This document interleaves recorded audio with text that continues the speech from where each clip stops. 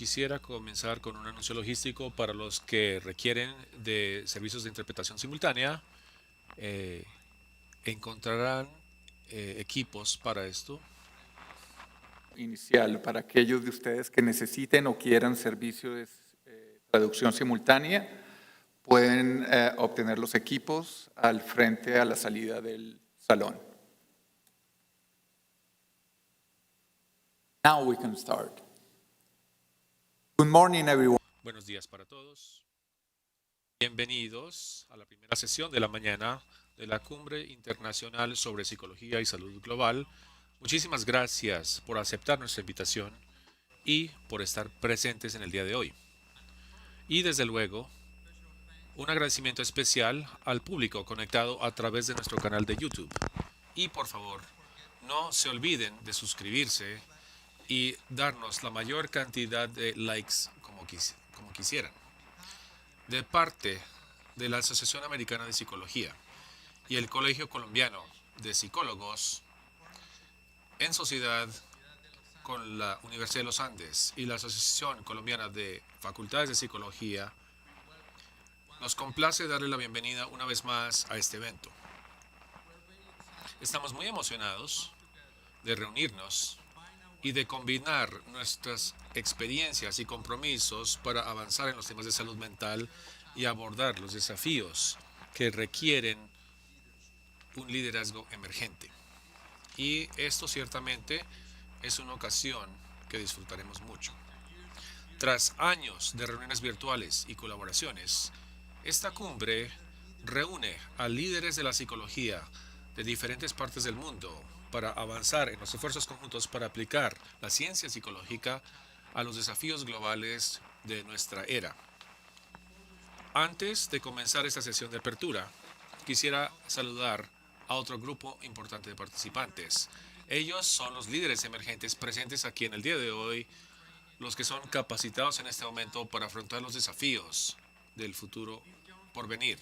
Esos jóvenes están definiendo los problemas y elaborando las ideas para encargarse del mundo durante nuestros años dorados. La primera parte de esta sesión será dedicada a la cumbre para escuchar las voces de algunas de las personas que han contribuido a materializar esta reunión. Primero, Raquel Bernal, la presidenta de Universidad de los Andes. ¿Quién está en la mesa? Segundo, Fran Worrell, presidente de la Asociación Americana de Psicología. Johanna Burbano Valente, vicepresidente de la Asociación Colombiana de las Facultades de Psicología. También tenemos a Gloria Amparo Vélez, presidente de la Asociación Colombiana de Psicólogos. Y finalmente tenemos a Sofia Ramalho, vicepresidente de la Orden de Psicólogos de Portugal. Ahora le pasamos la palabra a la presidente Bernal.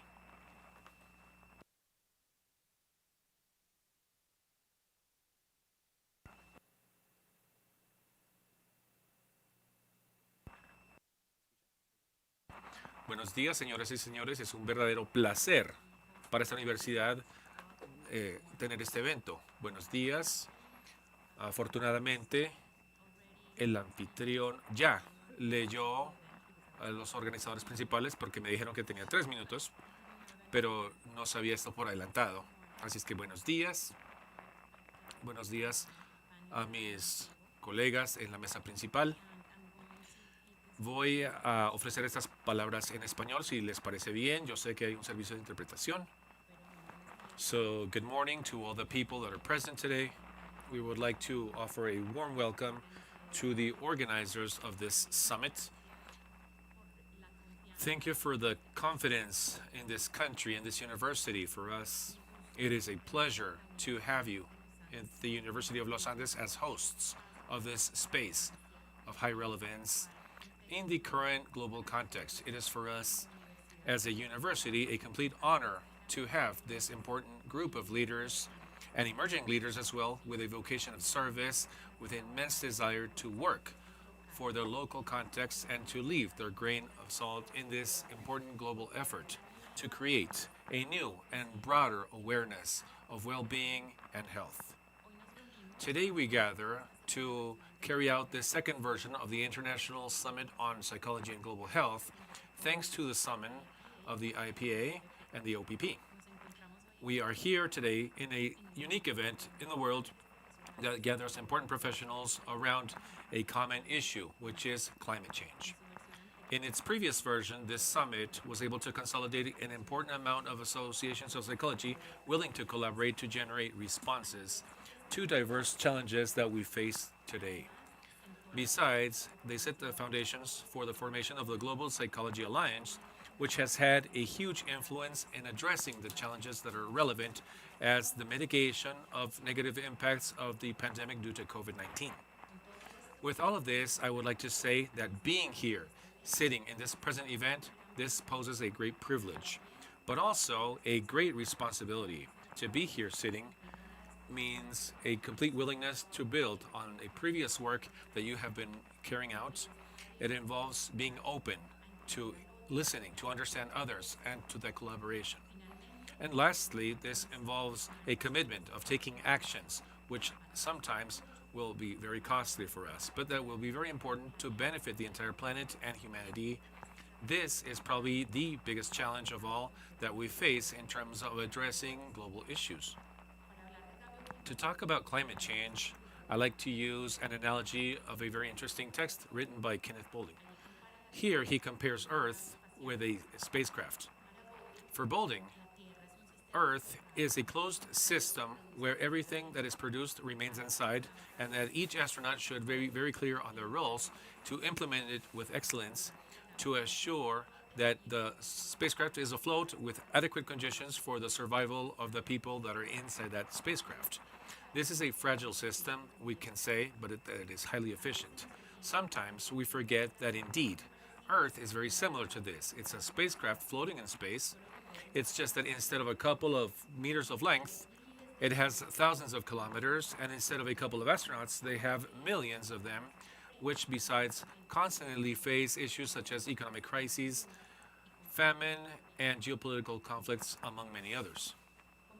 So how are we going to maintain that immense spacecraft afloat? I would dare to say that the answer to this is that we should achieve that, just as it happens in a spacecraft that we send into space, each astronaut, each human being, if you will, should understand the role and that it should be willing to comply and meet with this responsibility so that together we can keep that spacecraft called Earth afloat.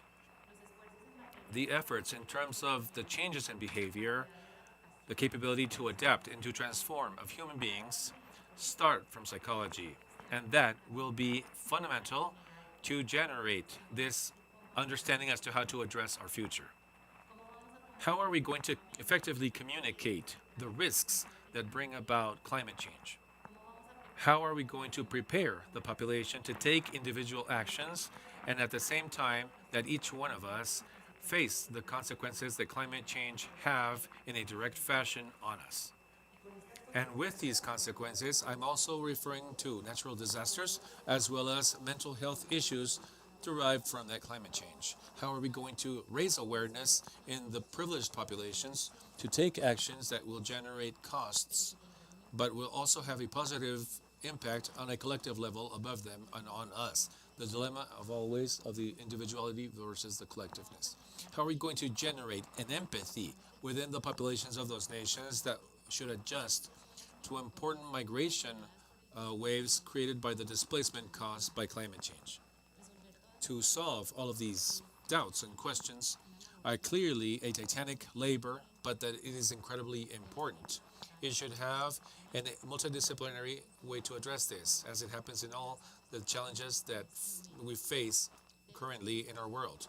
We have to have collaboration spaces like this one that we open up today to talk, to converse, to hear, and to build.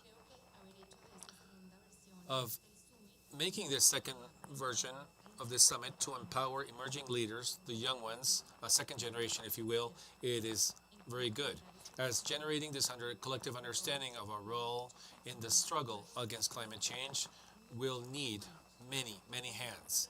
And I'm not just referring to hundreds or thousands, but millions of hands, millions of people that, like you, are willing to be educated on these topics to support your respective communities and at the same time generating important contributions from your experiences to design strategies that will be useful worldwide. So may you all be welcome as leaders, emerging leaders, new psychologists that will take the flag of this important labor. Hopefully, when you get home, you decide to take your role seriously as captains of the crew of the spacecraft that we call Planet Earth. Welcome and thank you very much.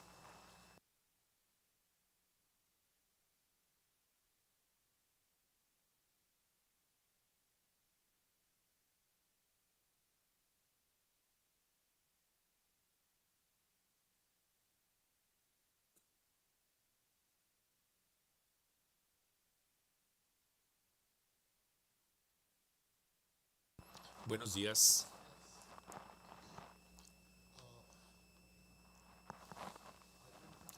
Traigo saludos de la Asociación Americana de Psicología. Es un placer darles la bienvenida a ustedes a esta cumbre internacional sobre psicología y salud global. Como sabemos, estamos aquí porque hay muchos desafíos que afrontamos como mundo, tanto en los países del globo sur, Norteamérica, Europa, Asia y el Pacífico Sur. Psicólogos, expertos en actitudes, comportamientos, conocimiento, emociones. Entonces, tenemos la responsabilidad con la sociedad como psicólogos, pero también tenemos la responsabilidad con el mundo. Decimos que a quienes se les da lo que se espera. Para los que somos psicólogos, hemos tenido el beneficio de recibir educación con largas capacitaciones y cómo estamos privilegiados en la sociedad. Y es importante que utilicemos ese poder, ese privilegio que tenemos para servir el mayor bien y a las comunidades. De hecho, para tratar de permitir que todos tengan las experiencias para poder seguir las rutas que nosotros hemos podido seguir, que ellos quisieran hacer y tener. Así es que esto solamente es un saludo mío y espero poder trabajar con todos ustedes en el transcurso de los siguientes días y espero que de hecho saquemos una serie de soluciones que de hecho podamos utilizar no solamente aquí en Colombia, sino también en los diferentes países, los 190 y pico países del mundo, pero también en los 70 países que son parte de esta alianza de psicología global. Muchísimas gracias.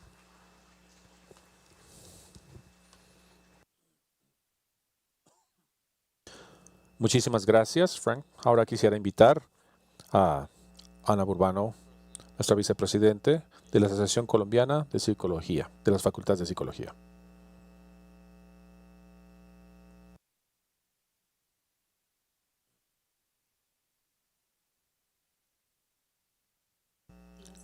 Good morning, everyone, and welcome to this summit, to this gathering. Good morning to my colleagues at the table. For the Colombian Association of Psychology Schools, it is important to work with the different network members, such as the APA, especially when we are joined with one of our universities, the University of Los Andes, and the Colombian School of Psychologists. We appreciate this opportunity for being a part of this summit. The International Summit on Climate Change is a scenario to collectively build multidisciplinary positions regarding the different challenges faced by the contemporary society. In this opening, and as a provocation, if you will, I would like to mention three main issues that affect psychology.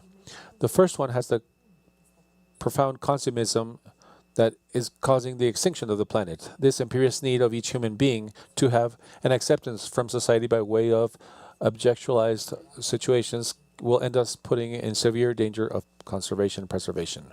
Second, the significant increase of people with psychological diseases that take us to reflect on what we are doing as a society to improve the internal strengths. This is what we do, or what do we do to take us to conception of fragility that impedes us to face the most simple difficulties. We know that we should aim to a conception of health as a process of strengthening of the internal world.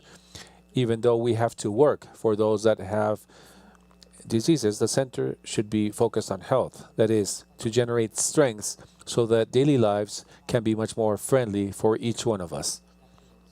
Prevention, care, the wealth of the internal world should be the bet on psychology to look for better health and not only treating consequences. Third, the topic of climate change is also a problem of territory. The position that we are in the world, to understand that I have, as a human being, like a species that shares a space with other ways of life, but also as a being that shares with other beings, a place in this world. The territory is the place that we live in. It's our common home. Therefore, the relationship with it, we should see all the social constructions that of sense that are around being together. We invite you to make of these days orientations for a global psychology that is concerned about climate change, but prioritizing emotional health and understanding the commitment that we have as a discipline in these problems. Thank you very much.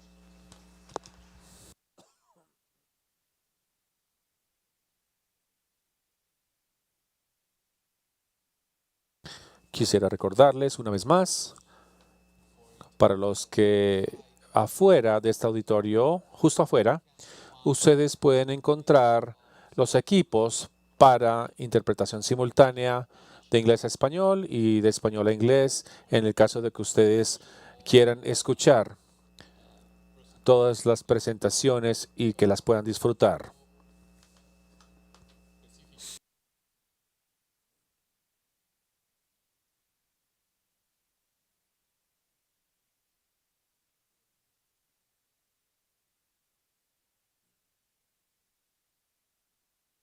Ahora quisiera pasar la palabra a Gloria Amparo Vélez, presidenta de la Asociación Colombiana de Psicólogos.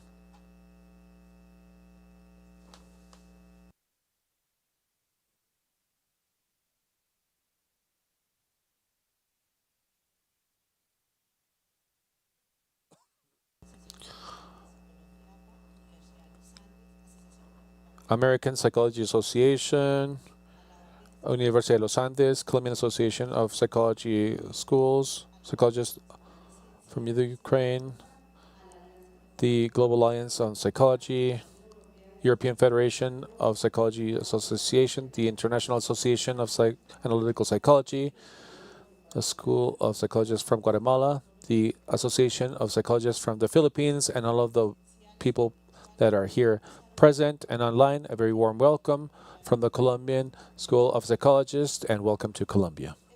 It is a true satisfaction for psychology in Colombia and the psychology worldwide to meet in this second international summit on psychology and global health to address from our science and profession climate change as the #1 threat for the well-being of human beings and all the living beings on the planet is to confirm our commitment as psychologists and to take advantage of our knowledge on humanity as a means to achieve a positive impact for all. We ask ourselves the following question: how are states getting prepared for this worldwide challenge? We are clear in the dramatic evidence of the natural disasters, the lack of water, the different issues on continental levels, and pollution, floods, deforestation. In the case of our region, and specifically the Amazon jungle, we have seen through compiled images, and it has been revealed that the Amazon has lost 70 million hectares, twice the size of the territory of Spain. Brazil has been the most affected because this is a country with an ambiguous environmental policy that causes fires. The war on the Ukraine has put us with a new challenge, as that transition from fossil energy to renewable energy can be very slow due to the threats and actions of the Russian government that we all know of suspending gas to their European counterparts. The process of passing from fossil energy to clean energies will be much slower because of this problem of war. The governments are in panic, trying to meet the needs on a long term, but they're committing resources to impose energy based on coal and other long-term fuels.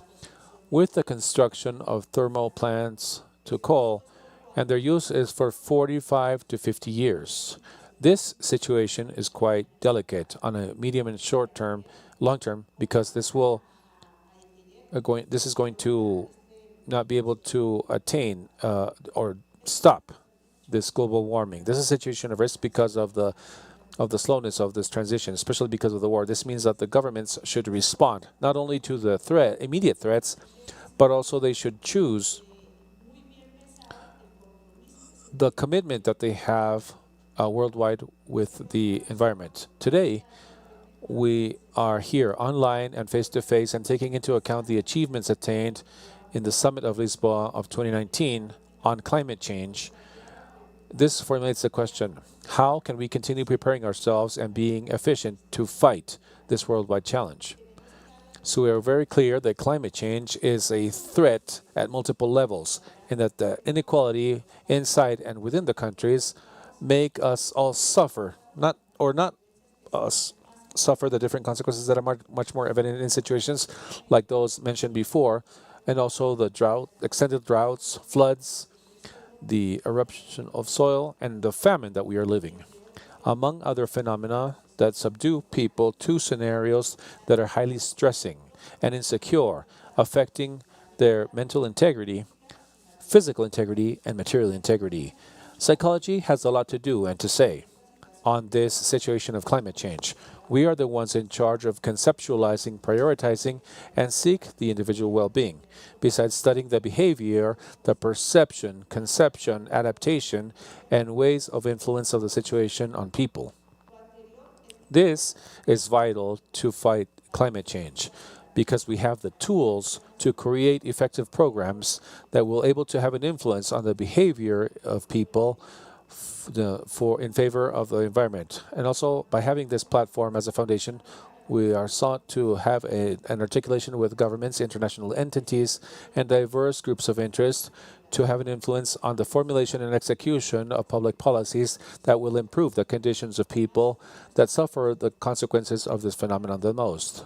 Being able to have safe transitions between the current behaviors, some more friendly or with the environment. All of these actions are so far away from the psychological practice, where the other disciplines usually locate us. This has an overwhelming influence on the well-being of people and societies. All of our physiological processes that directly affect our mental processes are in constant interaction, and they are regulated on behalf of the environment. Climate change disturbs them, making them an important source of stress.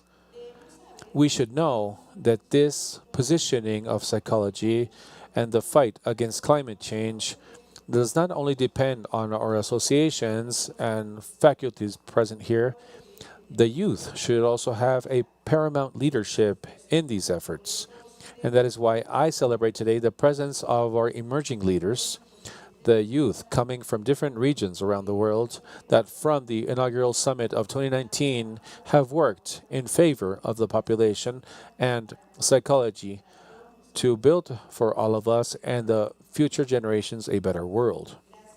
Thank you, and once again, welcome to this very important event on behalf of the Colombian School of Psychologists. Thank you.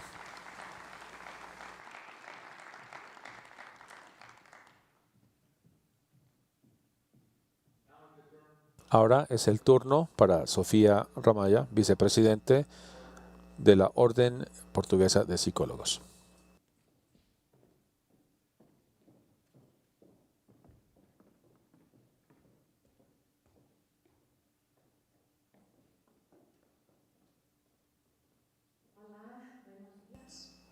Good morning.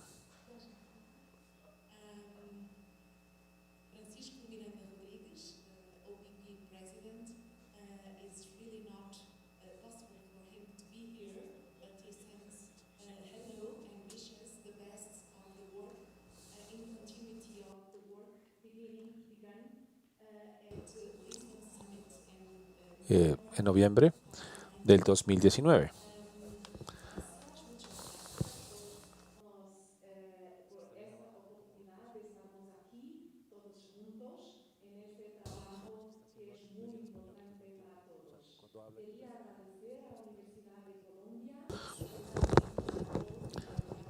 Raquel, Colsby, Gloria, Johanna from ASCOFAPSI. Muchas gracias a todos. Gracias a todos los miembros de GPA. Gracias también a APA. Gracias Frank, Arthur y desde luego gracias a Amanda por liderar la Alianza Mundial de Psicología todo ese tiempo. Es un verdadero placer para mí estar aquí de manera presencial después de 2 años en casa. Creo que realmente es muy importante para todos nosotros y tiene un significado muy especial para todos. Lo que nos trae aquí en Lisboa, en nuestra cumbre que tuvimos para las contribuciones de salud mental, nos comprometimos a una colaboración continua en la aplicación de las ciencias psicológicas para de manera conjunta avanzar sobre los problemas a nivel global, enfocándonos principalmente en los objetivos de desarrollo sostenible de las Naciones Unidas, tomar acciones para combatir el cambio climático y sus impactos. Y nuestro trabajo mutuo también va a ofrecer un marco y modelo para la colaboración a futuro. Supongo que todos deberíamos recordar lo que nos trajo acá. Y lo que nos trajo acá fue esta cooperación conjunta. Esto, para que sea más fuerte, en el paso de la ciencia psicológica, las juntas y las políticas, la ciencia, la práctica, a todos los temas mundiales que estamos afrontando actualmente. Durante estos 2 años y medio tuvimos unos compromisos después de la cumbre con presentaciones, grupos de trabajo, encuestas e informes para poder monitorear. Nosotros participamos en el COP26, tenemos unos artículos publicados a nivel profesional y científico, tenemos los institutos, los programas de mentoreo que también han sido establecidos y para los líderes emergentes y los líderes con sus presentaciones. Y estoy aquí hoy para decirles que no solamente hicimos esto, sino que también afrontamos juntos unos desafíos por el COVID-19 y también estamos afrontando el conflicto armado que se están dando en Ucrania. Gracias por esa valentía, una palabra muy especial para ti. Y bueno, gracias también a todos ustedes. Gracias a los líderes emergentes de Portugal y gracias a Margarita Gaspardo Matos también por darnos esta presentación principal hoy para todos nosotros y gracias por todo el trabajo. Y Amanda, ahora ya puedo pasarte el bastón de tal manera que en esta cumbre aquí en Colombia nosotros podamos traer lo mejor de nosotros para la agenda a futuro. Muchas gracias.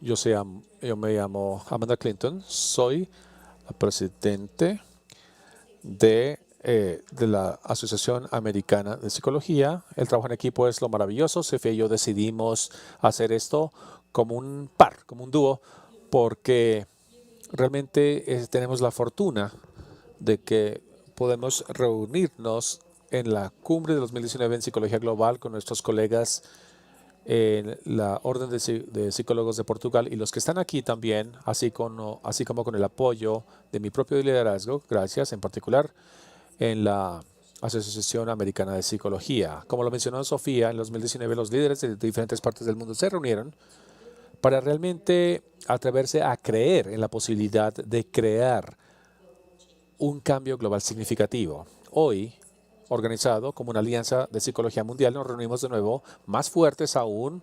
Somos un total de 75 países de diferentes partes del mundo, aquí en persona y también en línea con nosotros hoy y en el transcurso de los siguientes 3 días.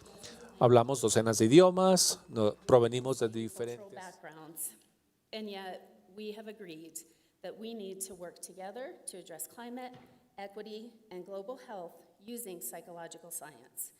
We're here in the words summarized of Martin Luther King because we believe the ultimate measure of humanity is not where we stand in moments of comfort nor convenience, but where humanity stands where we stand at times of challenge and controversy. So thank you for being my partners, colleagues, friends, mentors in global psychology, and being daring, brave, and amazingly tolerant psychologists, human beings of discomfort. Those are the things that will take us where we want to go as we work to create real change. I would also like to add to Sofia's words and just give recognition to all people across the world who are standing up for human rights, from our indigenous peoples. As Valeria mentioned, Dr. Valeria Pali traveled 15 hours by train to get to an airport that she could catch a flight from to come join us and really think through these subjects. And many of our other colleagues who couldn't be here with us today who are leading for equity and humanity. So again, thank you, and a trabajar.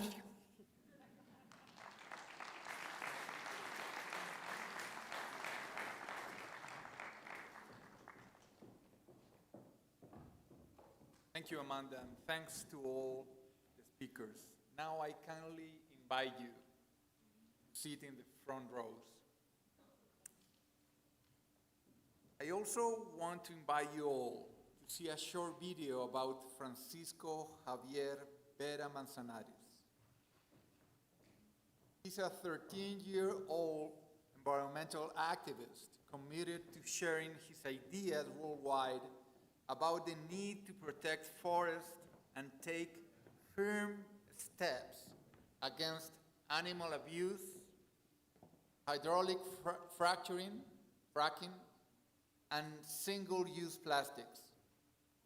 Francisco has been considered the South American Greta Thunberg, and his work is an inspiring reminder of the need to involve young leaders in discussing the problems that we will be facing in the next 20 years. Issues that we should be trying to solve now.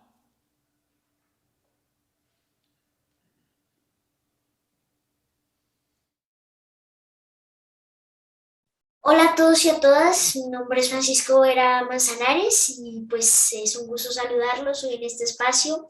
Un saludo muy especial a todos sus participantes, a todos los que se encuentran hoy en él, en esta inauguración de la segunda Cumbre Internacional sobre Psicología y Salud Global. Y pues bueno, muchas gracias por tenerme en cuenta, claro, por la invitación a poder estar en este espacio. Muchas gracias, Gloria, por la invitación.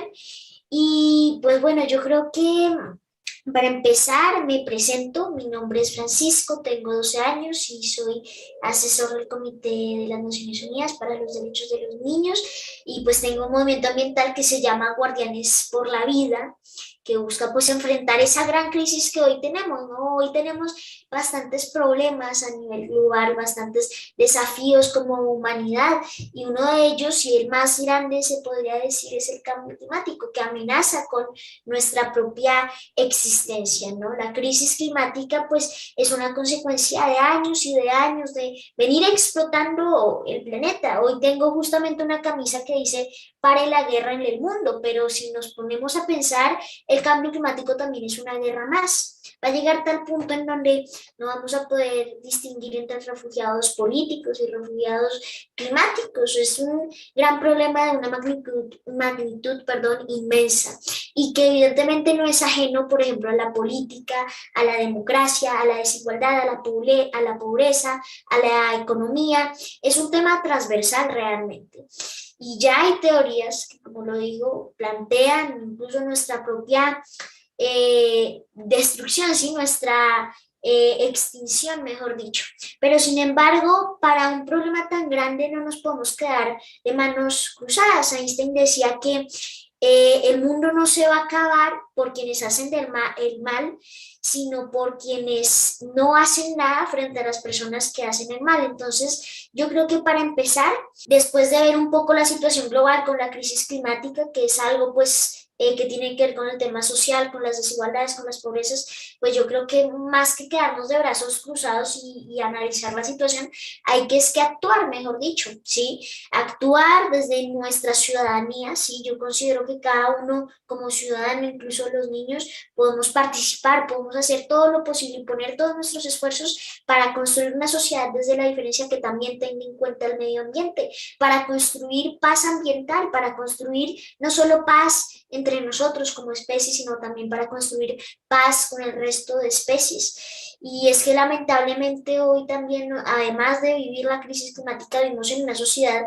antropocentrista, en una sociedad que cree que el ser humano es el centro del mundo, del universo, ¿sí? Y que dentro de la especie humana los hombres son superiores a las mujeres y dentro de ese mismo patriarcado los hombres, los adultos, son superiores a los niños. Entonces vivimos en un mundo de discriminación y yo creo que lo que hay que empezar a hacer es incluir, entender la opinión del otro, tener empatía. Y ese es el principal mensaje, que pongamos todas nuestras herramientas a favor pues de mejorar esa situación actual que vive nuestra sociedad, mejor dicho. Desde todas las áreas del conocimiento humano creo que podemos aportar a hacer un cambio real, pues por la vida y por la mitigación y la adaptación del cambio climático, el mayor reto de la historia de la humanidad, se podría decir. Y además de eso también quiero hacer una invitación, por supuesto, a que se tenga en cuenta la educación ambiental. Cada uno como profesor, como maestro, desde donde estemos, podemos aportar, como lo digo, desde cualquier profesión, desde cualquier área del conocimiento humano, podemos hacer un cambio realmente. Desde el arte hasta las matemáticas, es algo sorprendente lo que hemos conseguido como especie, ¿no? Sin embargo, está, como lo marca el reloj del clima, tan solo 100 segundos de nuestro fin. Así que como mensaje final es a eso, a que pongamos nuestra influencia a favor de la vida y que pongamos todos nuestros medios como gobiernos, como ciudadanos, como empresas, como profesores, como maestros, a favor de la vida. Sí, ahí está el mensaje. Hay una frase muy bonita de un físico que se llama Carl Sagan y que habla de la Tierra. La Tierra finalmente es un punto, un puntico pequeño, insignificante en medio de ese vacío cósmico que nos rodea, que es el universo, que es el cosmos, ¿sí? Y pues en ese puntico hay maestros, hay aprendices, hay gente que ha derramado sangre, que ha hecho llegar sangre hasta el río por conquistarlo entero, hay guerreros, hay pacificadores, pero finalmente, más allá de lo que hay ahí, que es la vida, pues es el único planeta que nos da las condiciones para vivir en él. Así que hay que cuidarlo, hay que amarlo y hay que amar también su vida y hacerla posible, no hacerla imposible. Y pues bueno, muchas gracias y un gusto acompañarlos el día de hoy.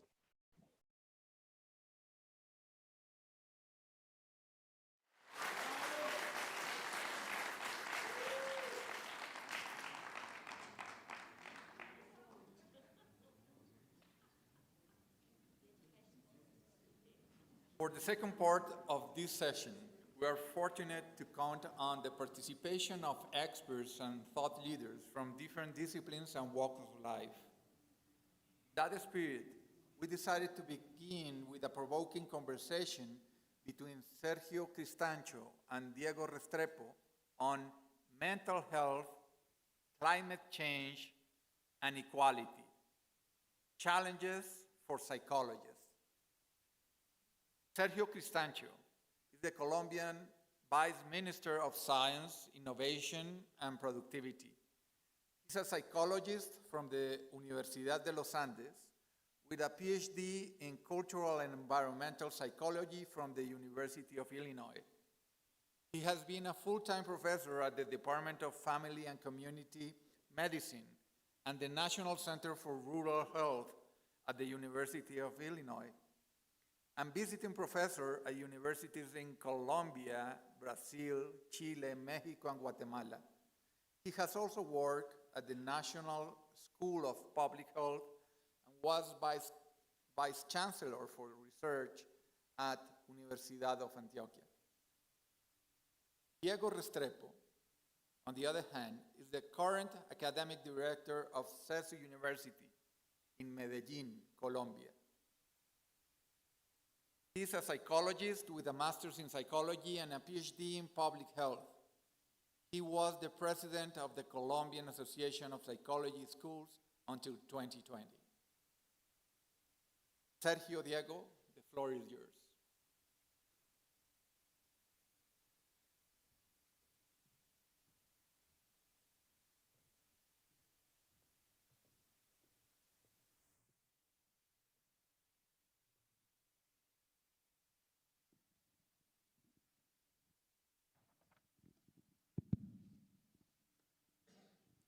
Muy buenos días para todos, para todas. Es un verdadero honor recibir esta invitación a ser parte a este que sin duda es uno de los eventos más importantes que ha recibido.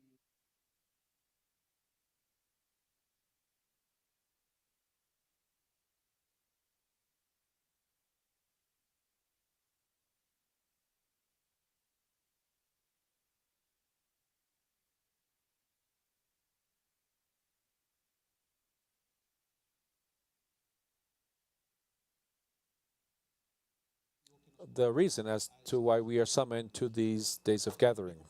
I am pleased to share with you this conversation with Dr. Sergio Cristancho Marulanda. As Goffman well mentioned, and as the interactionist theories mention, we are the roles that we assume, the roles that occupy. So we will have a talk with a psychologist, with a professor, with a researcher, with a vice minister, with a great citizen as well. So those 5 roles that I just mentioned that coexist in the person of Sergio Cristancho, we would like to welcome you in our most sincere appreciation for joining us in this gathering. Welcome, Sergio. Thank you, Diego Alveiro. Special greetings to each and every one of you to this very important summit organized between the APA and the different professional organizations of psychology here in Colombia. I would like to thank you for the invitation, especially to Dr. Nelson Molina, the president of ASCOFAPSI, who invited me to participate today. Also, a very special greeting to Rector or Principal Bernal, Dr. Evans, Diaz Granados from APA. Many thanks for believing in Colombia as one of the partners of the association to stimulate this types of very important knowledges globally. Amanda Clinton, thank you very much as well. Dr. Burbano from ASCOFAPSI, Dr. Vélez from the Colombian College of Psychology, and Mr. To me, it's a pleasure to have the opportunity to talk with Diego Albeiro. I had the opportunity to share with him part of his training process. At a PhD level, we had very interesting dialogues, especially around social justice, that summoned us back then and that most likely we will be able to extend under the framework of this dialogue. So I feel very happy, very pleased to be in what's my house of knowledge that I was trained in under my undergraduate degree, and completely willing to share some ideas and reflections under this conversation. Thank you, Sergio. Only a few days ago, we learned about the report from the WHO about the result of Stockholm. And in this report, please, the WHO confirms once again the importance of including mental health as part of a response from the governments before the environmental crisis, especially in the face of climate change. This talk that summons us today is structured around 3 fundamental categories of global health: mental health, climate change, and equality. Sergio, to start off this conversation, please tell us what you think about the relationship between these 3 categories. How do you set up that relationship between mental health, climate change, and a third element that you mentioned a while ago, which I know is of particular importance in your work, and it has to do with equality and social justice. How can we think about the relationship between these three categories? This is a fundamental and human question, not only from our disciplines, but this also invites us to think about transcendental matters. I would like to start off by addressing a little bit more initially about the concept of equality, because to me, this is the core concept of everything. Equality is the framework where all the interaction takes place between mental health and environmental health or climate change. At the same time, it can be a factor, a protecting factor. It can be a risk factor. It can be a consequence. It can also modulate that interaction throughout that interaction. So it's actually the concept that embraces everything, and this deserves a very important discussion. I see the concept of equality, and especially if we focus it on the topics of social justice and environmental justice, as ethic principles that should govern the practice of a psychologist of the world today. And of course, this goes hand in hand with the addition of the Sustainable Development Goals and the challenges faced by the world that we have. Now, focusing more on the relationship between mental health and climate change, I believe that there are like two important ways of understanding it. If we look at it from the conceptual standpoint, how mental health affects climate change and how climate change affects or has an influence on mental health, and what we can get as a conclusion from that interrelationship that is bidirectional. When I reviewed the biography between these two concepts, I found that most of the literature is on the effects of mental health on global change, but there's very little on the effects of mental health and climate change. And I think that this poses an interesting situation for the discussion and study to psychologists. When we started looking about what relationship there was between climate change and mental health, I wanted to share with you how we can understand that relationship. First, climate change has direct effects, right? Such as the increase in temperature, heat waves, floods, tornadoes, hurricanes, droughts, forest fires, the loss of forests, glaciers, the disappearances of affectations to crops, houses, etc.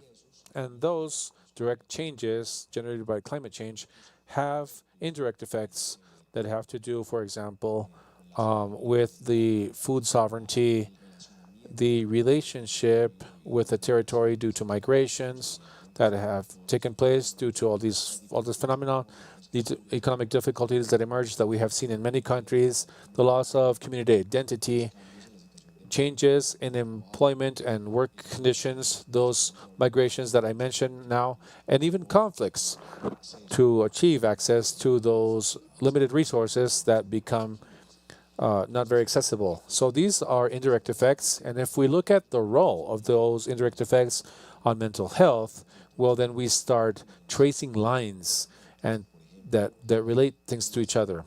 Topics, for example, migration, certainly, or many others that I have just mentioned, can generate problems dealing with depression, anxiety, post-traumatic stress, problems with abuse of substances, suicides, aggressive behaviors, problems with sleep. And everything that I'm mentioning is from a review that I made of literature to then contribute from my own experience with some elements, because I really like to talk about based on evidence, of course.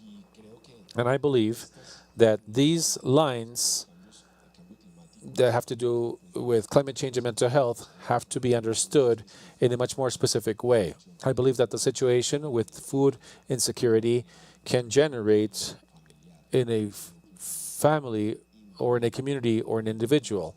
And on this, of course, there are sufficient studies that allow us to understand. And now we're going to delve right now into this. What it is true is that those climate changes, and going back to the concept of the overarching concept that overlaps all this, has to do with social equality and justice, mainly affects the communities in the condition of vulnerability to the geographical location of their houses, their conditions of economic disadvantage due to their conditions of social marginality with regards to their conditions, whether it's a gender, sexual identity, ethnicity, culture. So there is an increase of those effects in populations in the condition of vulnerability. And this, of course, means that we have to develop a special commitment as psychologists with those populations in the condition of vulnerability. Because if there's somebody that we have to attend first, well, it is exactly those populations. So now a series of challenges emerge for our discipline because of this, not only to extend the field of understanding, not only with regards to the effects of climate change on mental health, but also once again to understand what mental health has on climate change. And we know that climate change, there are matters that have to do more with external and environmental issues that are mediated by the behavior of individuals and the behavior of the collectives. And that's where mental health have an important role. An important part of this is mediated by conditions dealing with mental health. And of course, when we talk about the basic needs, who is trying to survive, of course, have difficulties trying to seek alternatives that can be much more useful to environmental sustainability because they're just simply trying to survive in a way, and that of course generates an impact. And also for those who are in conditions of psychological dependency because of their mental condition, well, they are also going to have important difficulties in terms of contributing to the conditions required by the world so that climate change does not affect them. And in a way, when we transfer this to the individual level and collective levels, when the social groups, when human groups summoned in communities, there are conditions that prevail that affect mental health. Well, of course, that individual behavior added to the behavior of the others becomes a phenomenon that is social, dealing with interaction with the environment that has effects of more influence on the environmental conditions. So there, once again, this is a field that we have to better understand. Not only environmental psychology that has important advances on this, but also the idea is to understand that interface between environmental psychology, cultural psychology, community psychology becomes key so that we can better understand and especially to better support and assist those processes dealing with reestablishing many of the rights that are affected or violated in populations that have unfavorable conditions and that can have an influence on challenges. So we have challenges like those. We have the challenge of implementing new mental health services that will allow us to better understand the interaction. And this is something that the indigenous people do very well. And in that sense, I wanted to mention that adopting certain aspects of the worldview, but also the understanding of that relationship that the indigenous people have can give us light as psychologists to have more comprehensive views, much more complex of the interaction between these three concepts. I had the opportunity to live 4 years in the Amazon to work with the indigenous peoples, the Ticuna, Ticamal, Letuana, and also in Guajira, and different places. And that understanding that everything that happens in the behavior has an influence on the well-being, both on individual and collective levels, as well as everything that happens at individual, collective levels has implications on the environment. This gives us a better understanding, and especially to put the concepts of mental health to talk with spiritual concepts and environmental health. And within the indigenous communities, this is absolutely clear that that the relationship exists, especially coming from the moments of Plato and others, and the things that we do, the differences between spiritual, mental health, the relationship with the environment. It is very difficult for us to understand. It's been natural from our discipline to try to sometimes gain a specialized knowledge, and it's good because we have achieved it, but it's also time to gain that specialized knowledge to better understand the interrelationships. And I think that we have important challenges at the level of investigation as well as interventions. Sergio, there is a word that basically gathers the invitation that is at the foundation of this event, and it has to do with leadership. This is a call out to lead in the face of the challenges brought by the environmental crisis. There is no doubt that many of the associations, guilds of psychology worldwide have been assuming that leadership. But it is also very important that that leadership, that professional leadership, that academic leadership, and above all, that political leadership should be assumed by psychologists. So the psychologists that are at the educational centers, that work in the communities, the psychologists that work within organizations, the psychologists in their office with their patients. I wanted to ask you how you see leadership today from psychologists in the face of these challenges that are placed by the environmental crisis, and what we can do to strengthen that leadership in those three levels: the academic, the professional, and above all, the scenario that maybe we have been very distant from, and that, of course, you have had a huge trajectory on, which is the political leadership. Well, that is an excellent question, Diego. I would like to start off by highlighting what, at the level of reflection and proposals, have been developed from the conference of the UN on climate change, COP25, as well as the first international summit on global psychology and health that we have just mentioned, organized by APA and the Order of Portuguese Psychologists, where they highlight the value of psychology with regards to that knowledge and experience that we can contribute from our discipline to address climate change. And also the viewpoints that are much more interdisciplinary and interprofessional, including the collaboration with other organizations. So I believe that this shows that psychology at the level of worldwide organizations is positioning itself as an actor with a very important voice, and also as an actor that can help to have an influence on those changes required by the world to avoid further consequences regarding climate change. So I wanted to start by celebrating that.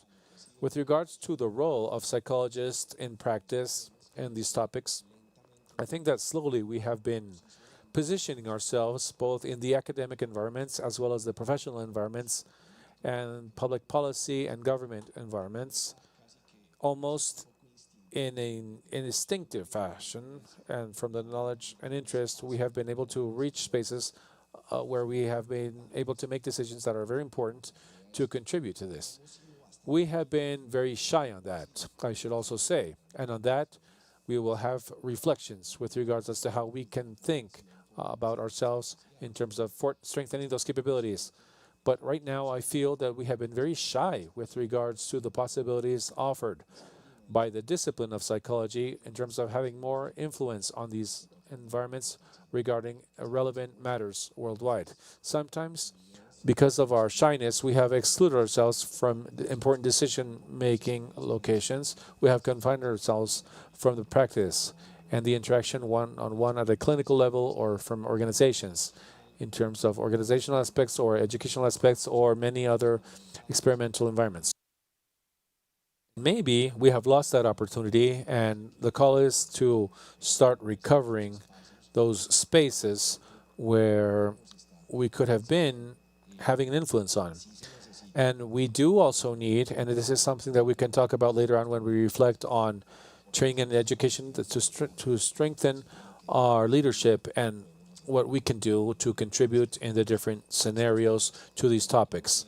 But I believe that our training itself and our capable to read the environment, our capability to understand the interactions at a human level, our capability to understand the interactions between men and the environment, all of our understanding of the development process on a human level that I think that we are privileged in having can contribute to with those types of elements to scenarios dealing with decision making regarding climate change and mental health in the different levels that we have talked about. At the academic level, of course, and maybe this is where we have flowed the best, but also at the level of public policy and also at the realm of governments.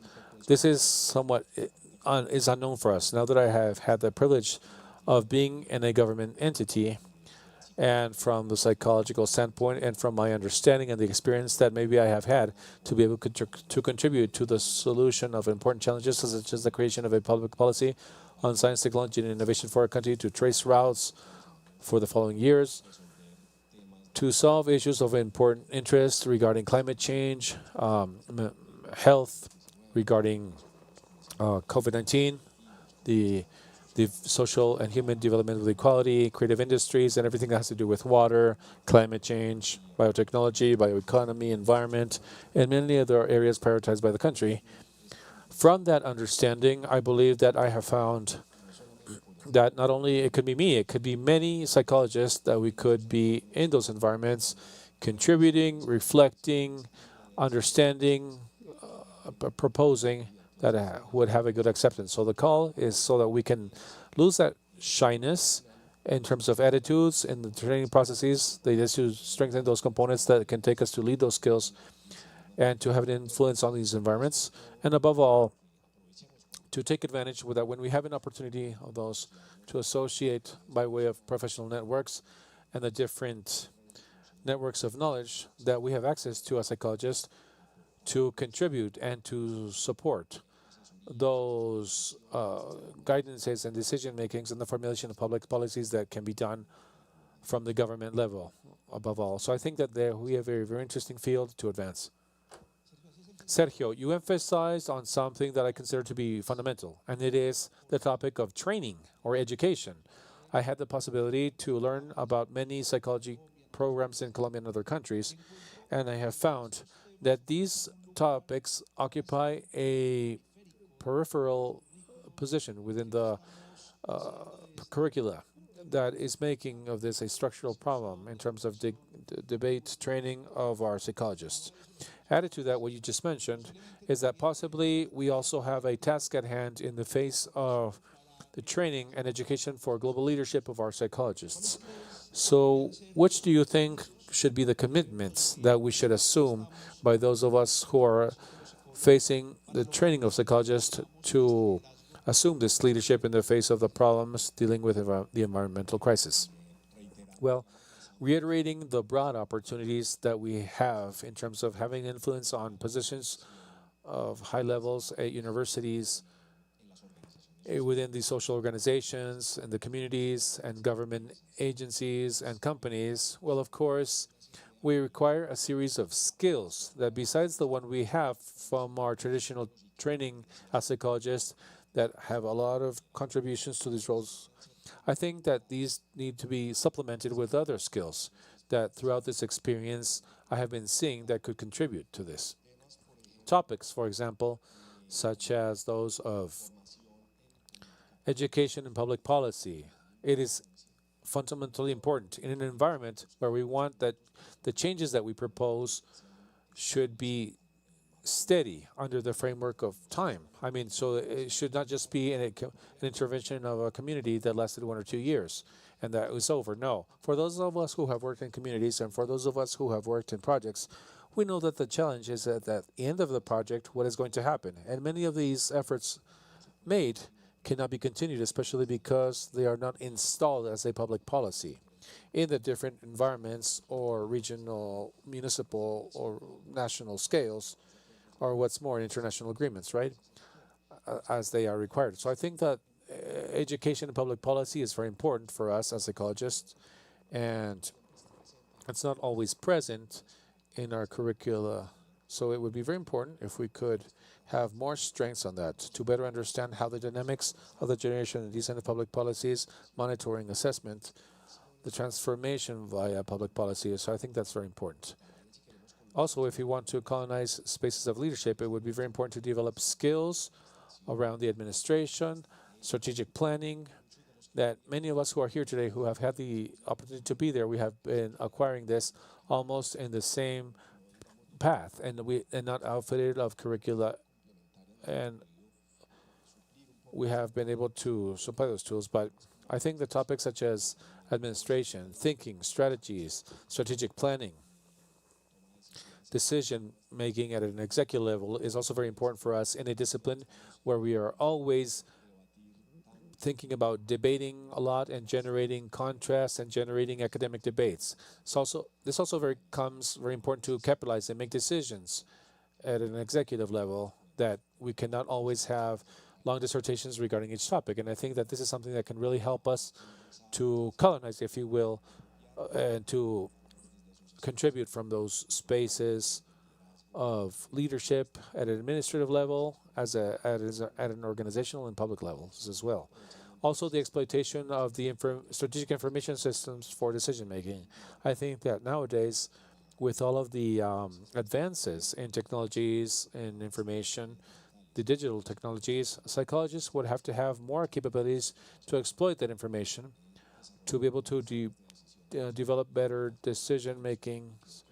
And I think that this could be very valuable. Also to support and use the advances of converging technologies, to be able to apply it to the different fields of knowledge regarding psychology, and therefore in the roles that we have in leadership, so that we can better exploit that. And of course, and each more time, it's not just about technology, but it's also about keeping a contact with the community and with the social foundations. Regardless of whether we are in the roles of leadership, it is still an area where we can develop strengths in our process of education and training.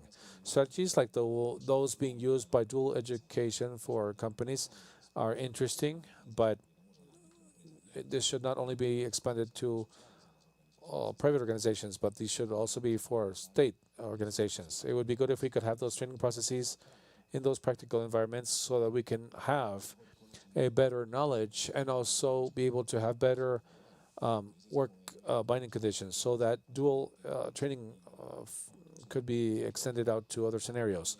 So there's another element that we could never stop working without, because all of these changes in the world also pose new challenges, and it has to do with ethics. Ethics cannot stop being a very important element, because if we colonize more spaces on leadership, we will also face ourselves to other situations that have ethic dilemmas that are gigantic, that will be put to in those pillars in terms of the activities of the person, the psychologist, and we have to know how to reflect and how to act responsibly, aware with ethics in those scenarios. So I think that we should strengthen education in ethics much more, even though we have working on this for many years, and I had the privilege to have a very good education on ethics. I think that we have to update it permanently. These are just a few areas that I can think that can strengthen the training of psychologists at a curricular level. Perfect, and now we have the stoplight. And to finish, I would like to ask Sergio, as a psychologist and as a vice minister as well, what is the message that the psychologist sends out to the governments in the face of the role of psychology, in the face of the environmental challenges, and what is the message of the vice minister? What message can be conveyed to psychologists? What is the call out to be able to respond to these challenges dealing with the environmental challenges and climate change? Well, these are provoking and interesting questions. Thank you, Diego. I wanted to tell you that as a psychologist, maybe my call is out to the entities, both government and entities that are in charge of decisions for society, in the complex understanding of society on behalf of the government agencies. It is very important to understand what are the factors in those complex items, not just in terms of climate change, but also the different complexities and all the different factors that intervene. Among them, mental health has a essential role. We could do the same if we go through the different social problems: food insecurity, climate change, conflicts around the world. Well, clearly mental health and the role of psychologists can contribute a lot. So I think the call is to take advantage of that knowledge of psychology and the different methodologies that we have, both in terms of intervention and studies, to be able to support in the decision making and the design of public policies that can have an influence on the factors that are decisive of those important problems at a social level. I think that we have a lot to contribute to. And on the other hand, psychologists, even though that most of the psychic structures are determined by genetic factors, well, of course, the environmental factors on a great measure have a very important role. And above all, the early stages of development are important and essential for the structuring of the human being for the future. So the call is out from psychology to the government says that we have to put special care to those early stages of development, not understood only from the moment of birth, but it's about generating changes in the environments where all the birth of a new human being will take place. The work with parents, with families, with communities, where that emerges. So as a psychologist can contribute to the governments a lot so that we take care more of society and to generate a better society starting from the care of the early stages.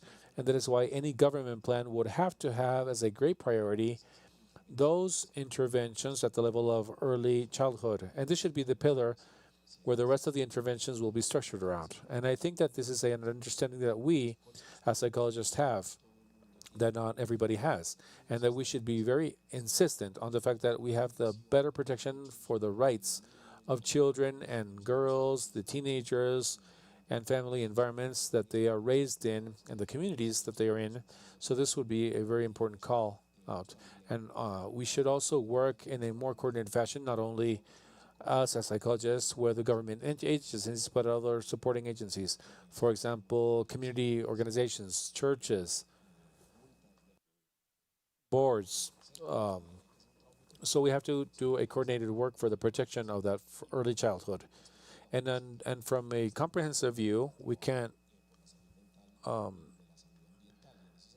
in that sense, I believe that in the moments of education and training, early moments in the institutional programs at schools, all the components dealing with behaviors or environmental health should be cross-cutting as well as the citizenship. So citizenship and environmental health, as well as the social and emotional competencies, should be cross-cutting in any educational curricula for the first, medium, and upper stages at an educational level. So this would be a call out, and as well as I would invite all the governments and the different high decision authorities that should support and should receive support from APA, ASCOFAPSI, to make better decisions, because these authorities also have a very important consultative role. So I think that's important. And I know that the alarm is beeping, but how, as a government, and just quickly for psychologists, I would like to formulate that under the framework of Colombia, with a public policy that we have just approved in December based on the recommendations of the mission of experts.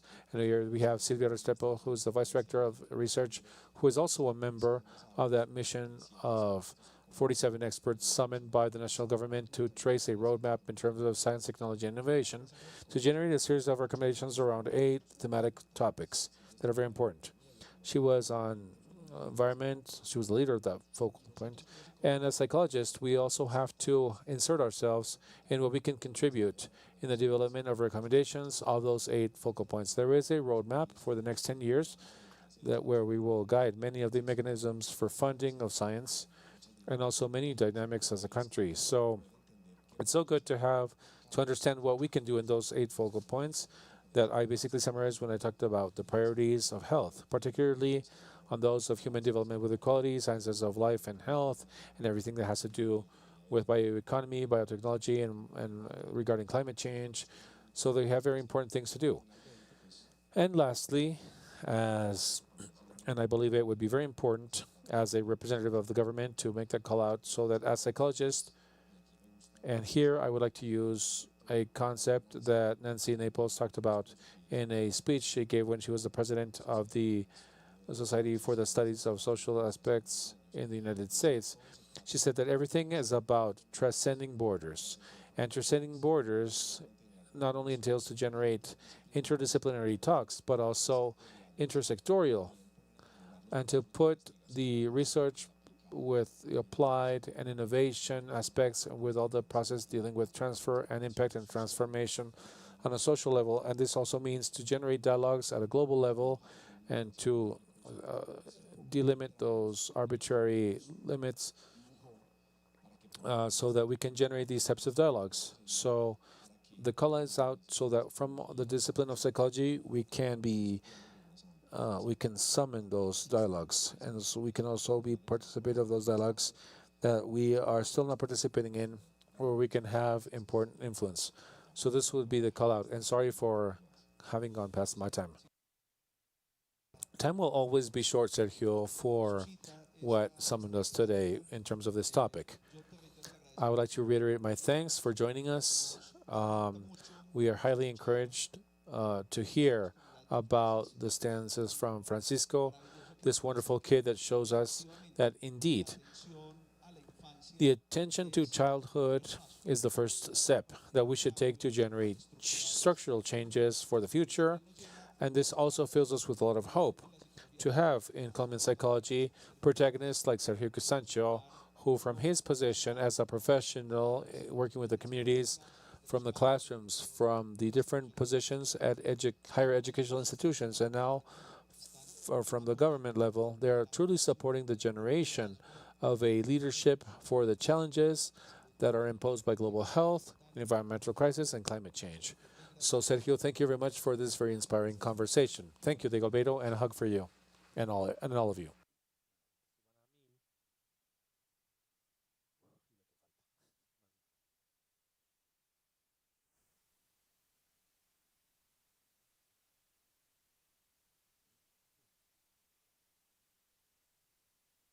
A continuación, vamos a tener una presentación de video preparado por Abdulla Shahid, quien es el presidente de la Asamblea General de las Naciones Unidas y el primer ciudadano. Estamos honrados de tenerlo con nosotros compartiendo sus pensamientos sobre un tema clave, que es la importancia de los psicólogos para abordar la salud mental y el cambio climático.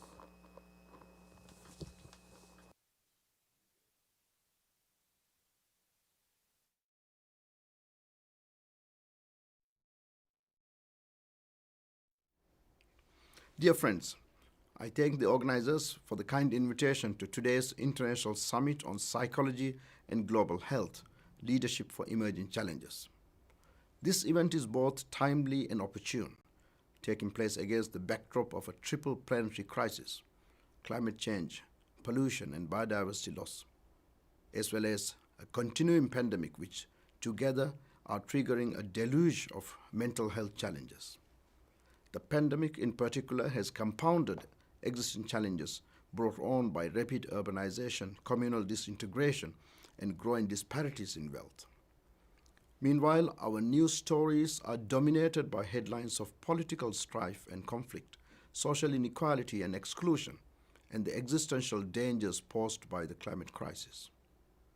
My dear friends, climate change is creating a generation of despair and hopelessness. We must act urgently to counter the dispiriting narrative that the future will bring only more alienation, tragedy, and loss. A narrative of hope reminds us that humanity can take control of its own destiny. Hope reinforces the belief that it is in our hands to recover better from the pandemic and rescue our planet from climate disaster. Hope renews partnerships with the coalitions needed to create the future we want. To inspire hope, we must draw upon and demonstrate our successes and our examples of goodwill and cooperation. Empowered by hope, we can tackle global environmental challenges with refreshed energy, mindful that we have both the capacity and the political will to make a meaningful difference. This, in turn, will help us heal from the massive mental health crisis affecting our communities and our societies. My friends, I will convene on 19th July a high-level thematic debate entitled The Moment for Nature. This event will help build cohesion across the global environmental work streams, It will look at successful and promising initiatives to tackle common bottlenecks. Our goal is to remind people that it is indeed possible to tackle climate change to address the challenges we face. In the remaining tenure of my presidency and beyond, I will do all that I can to support efforts to combat the climate crisis through the lens of psychology and alleviate its negative impacts on mental health. In a world defined by complex challenges and interdependence, let us continue to make use of every opportunity to give hope to our children through greater political will and transformative leadership. And yes, with clear minds and clarity of purpose. I thank you.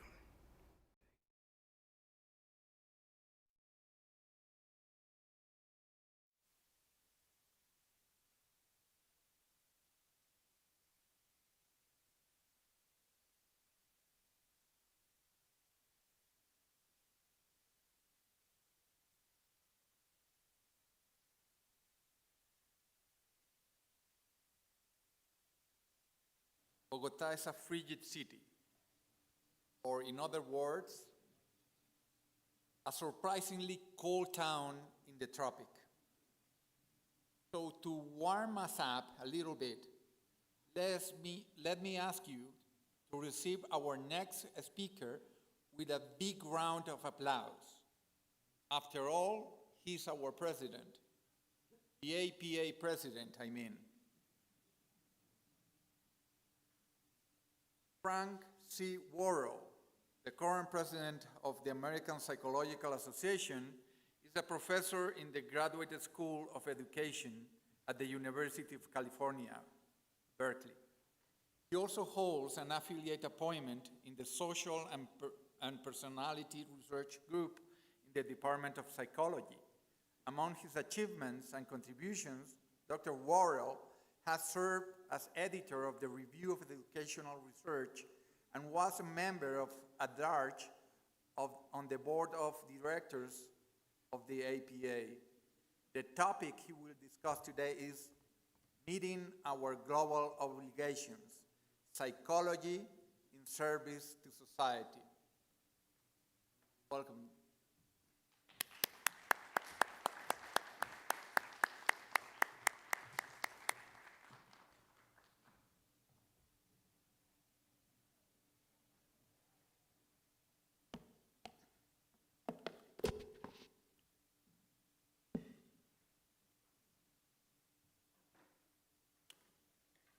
Honorable Minister, Madam Rector, and other officials of the University de los Andes, leaders and members of the Colegio Colombiano de Psicólogos and the Asociación Colombiana de Facultades de Psicología, emerging leaders, members and staff of the psychological associations around the world, delegates, participants, I bid you again, buenos dias and good morning. To those of you here in person and those of you joining us virtually again, I bring you good wishes for a wonderful summit on behalf of the American Psychological Association, a partner in the Global Psychology Alliance.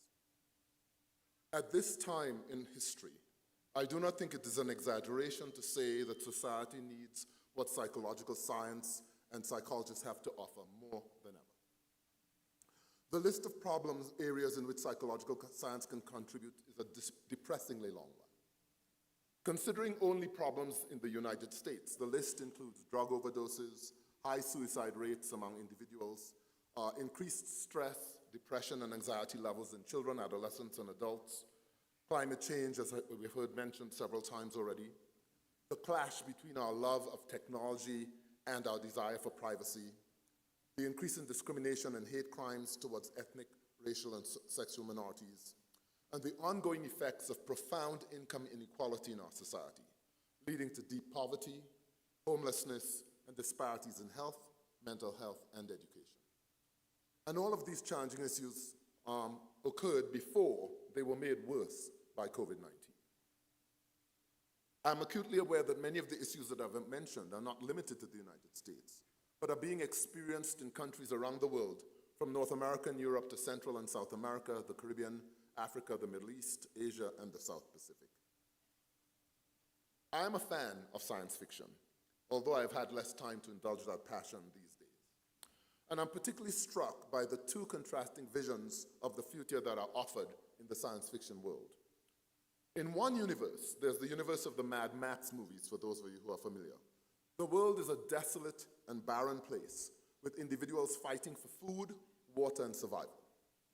Trust and collaboration are responded to with betrayal and being taken advantage of. The world is a grab what you can, take what you can, forget everyone else. However, in the universe of Star Trek, The Next Generation, although a lot of time is spent fighting the Romulans, life on Earth is described quite differently, as I reported in one of my columns in the Monitor in Psychology. In a particularly inspiring 1988 episode, 3 people who were frozen cryogenically during the 21st century find themselves rescued after floating in space for hundreds of years. They wake up in 2364 aboard an interstellar spaceship filled with new species, new technologies, and a vastly different world. When one man, a very rich man when he was frozen, grew alarmed because he could not find any record of his former wealth and investments, Captain Jean-Luc Picard tells him that humanity successfully eliminated money on Earth a long time ago, along with hunger, war, and want. That in fact, things are going very, very well. And this is one of the reasons that we are gathered here today, to create a world without hunger, war, want, climate change. Those of us who engage in clinical practice try to ameliorate the mental health problems of the individuals who have them. But we must never lose sight of the goal that our ultimate job is to have fewer and fewer people who need those types of services. As we know, psychology does much more than address problems and concerns. For those of you who have been following the qualifying matches for the FIFA World Cup to be held in Qatar later this year, or those of you who are fans of basketball or cricket or tennis, you know that psychology is also useful in helping both individual athletes and athletic teams maximize their performance. Psychology contributes to outstanding performance in the arts. Psychology helps those in the workplace and the boardroom and the classroom. Indeed, psychology helps all individuals in all areas of endeavor play to their strengths and avoid the pitfalls of their challenges so they can maximize their talents and be their best selves.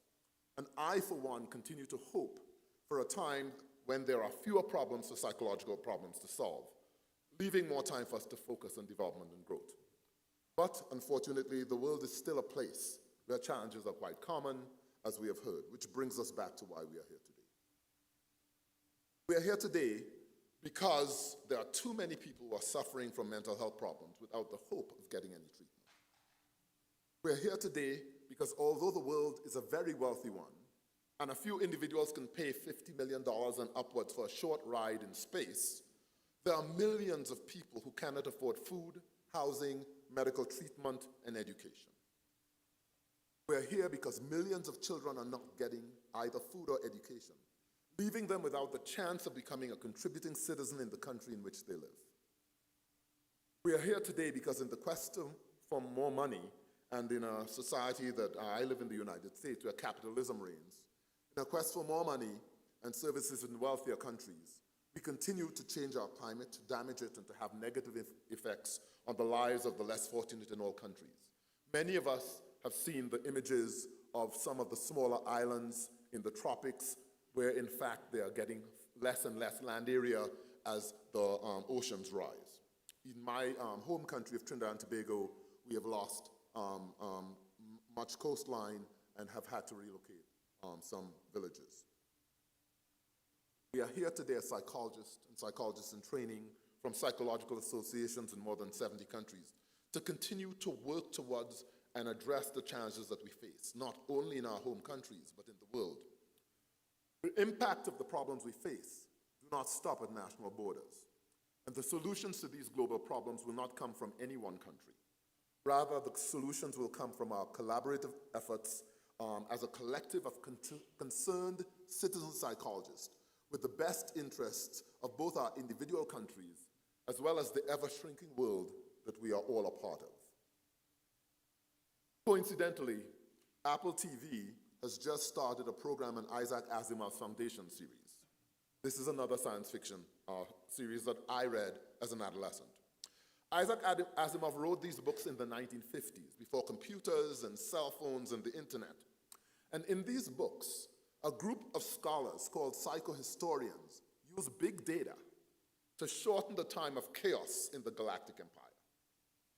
Wikipedia defines psychohistory as the combination of psychology, history, and the other social sciences. But based on what I know, to my mind, psychohistorians are really quantitative social psychologists who are using big data to solve universal problems. I take this series as a sign that the cosmos is supporting our efforts as psychologists as we meet at this summit. It has become a tradition at meetings in the United States to recognize that the land we are speaking on belonged to others long before we got there. I had the benefit of touring the El Museo del Oro a few days ago and actually got to see some of the prehistory of Colombia. This recognition is done to signal to indigenous peoples that we see them, we hear them, we know that they were there before us. But acknowledging those who have come before us is not sufficient. We need to acknowledge those who are here now and who we do not see. Those with lower incomes who are the most affected by our failure to be appropriate stewards of the land and of each other. We need to acknowledge those who will come after us, the young man, Francisco, who spoke to us, and the legacies that we'll be leaving to them. As I was in a taxi coming to the university this morning, I saw a sign on a memorial saying, "La vida es sagrada." I would say, and I hope I get this right, todos la vida es sagrada. APA is honored to partner with all of the associations that are represented here, to work alongside all of you as we continue the hard task of behavior change related to all of the problems that we face and all of the lives that we can make better. To speak truth to policymakers and politicians about the collective responsibility that we all have to make each country and the world a better place than we found it. Thank you for your attention.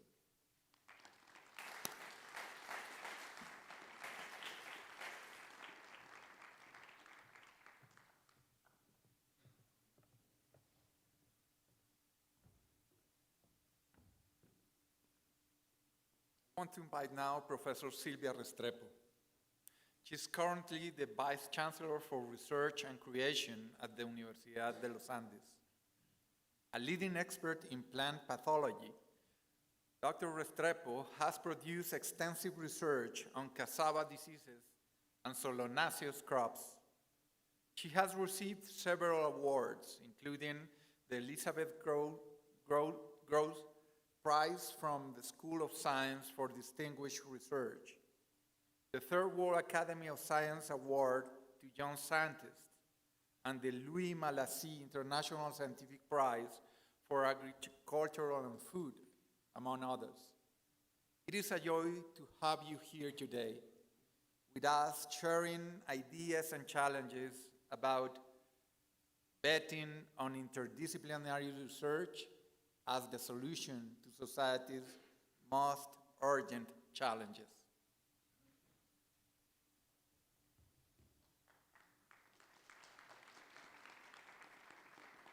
Thank you very much.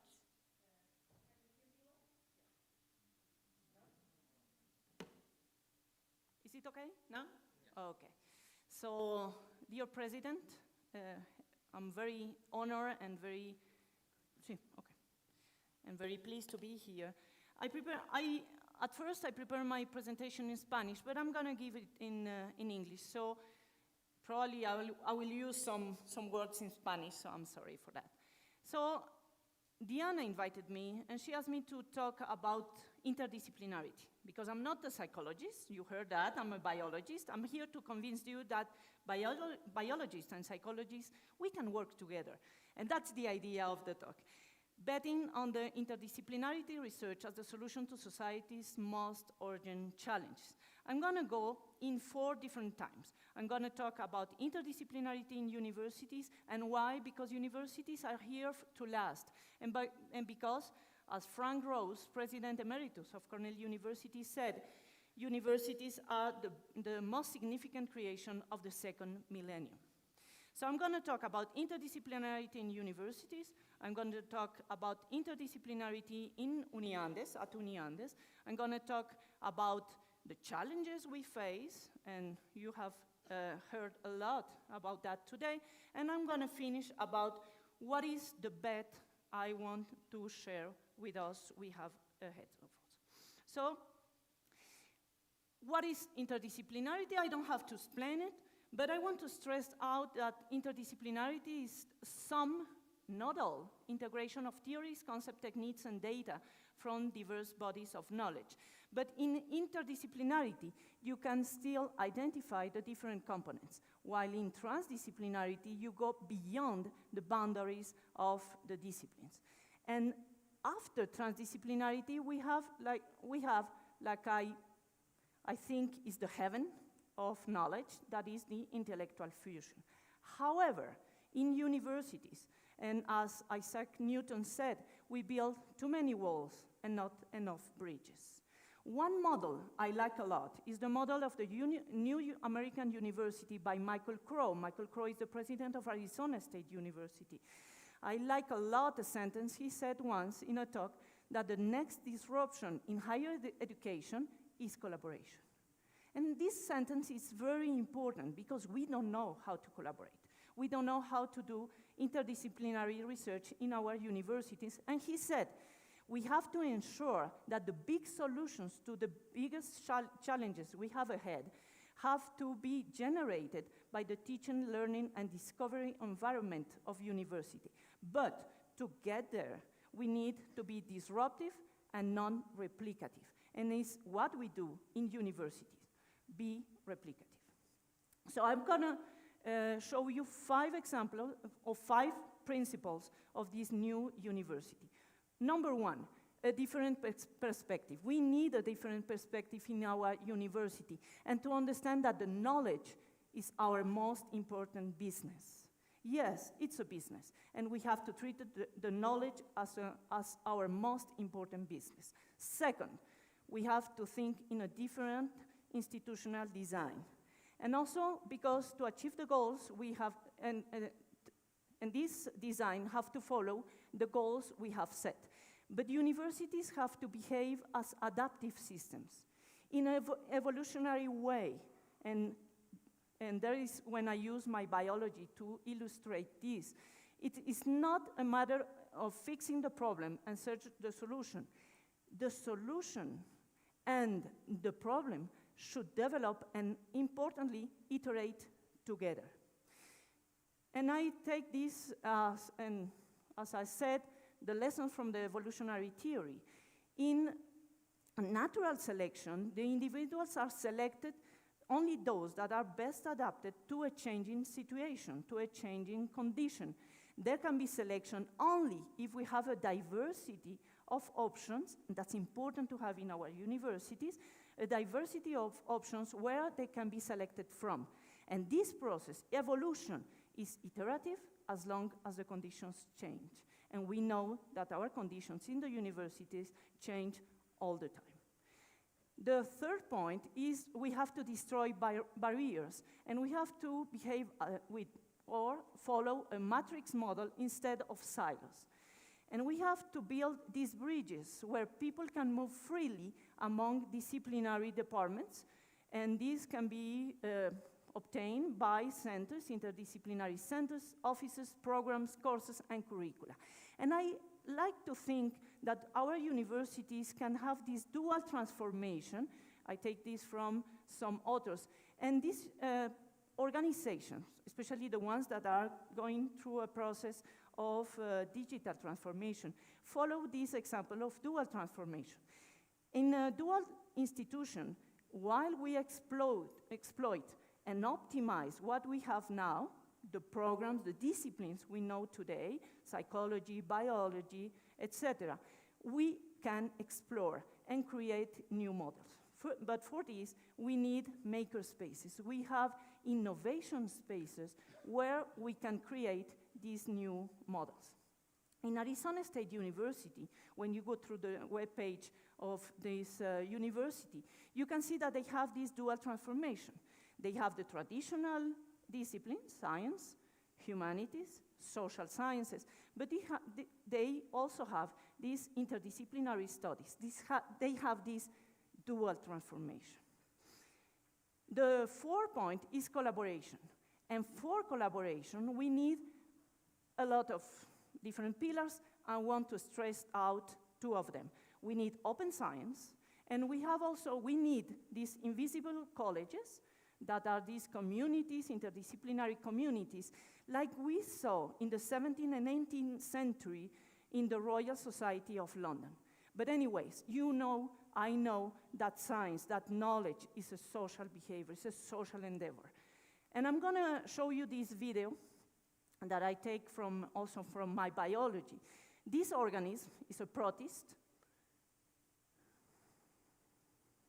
And this is I think, the best example of collaboration. We call them slime molds. I don't know if we have this square here, I don't know why.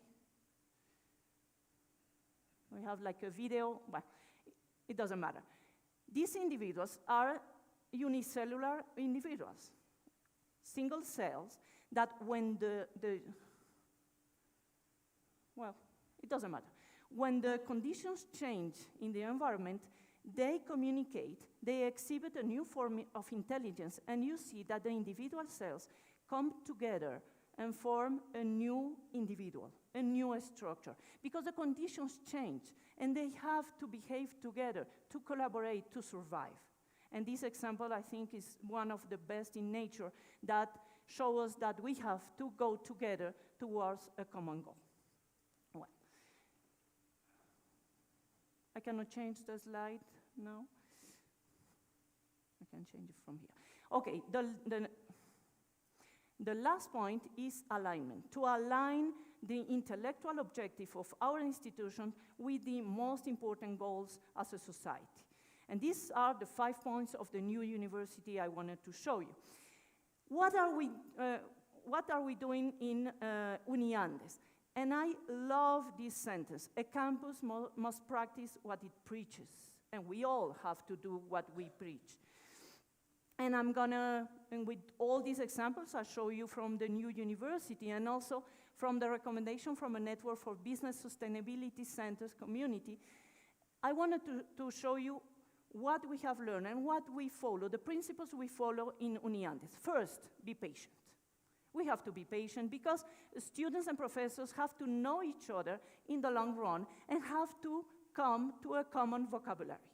Second, we have to take the students to the field. We have to work together by using problem-based learning. We have to expose them to real problems and to challenges we have in the society. Third, it's important to develop teaching programs that show the interdisciplinarity. We have to develop incentive structures, for example, rewards to academic units that attract students from different disciplines, and we have to go beyond academia and partner with other stakeholders in events like, for example, hackathons, fellowship, etc. And what we have developed is some of these ideas in Uniandes. We developed new academic programs that have this interdisciplinary. For example, from the social science school, we have the new program in global studies, we have digital storytelling, we have this master in regeneration and sustainable development, and we have a new PhD program that communicate with external sectors in a technological innovation management. Okay, what else do we have? We have also the general education. As Jose Ortega and Gasset said, and I'm quoting him here, the general education is a curriculum that is student-centric, dedicated to the transmission of culture. And I want to stress out these third sentences. This is to be undertaken by professors with a genius for integration that avoid the pulverization of research and are against the barbarism of specialization. That is the importance of general education. We also have this new platform for challenges. I'm sorry, it's in Spanish.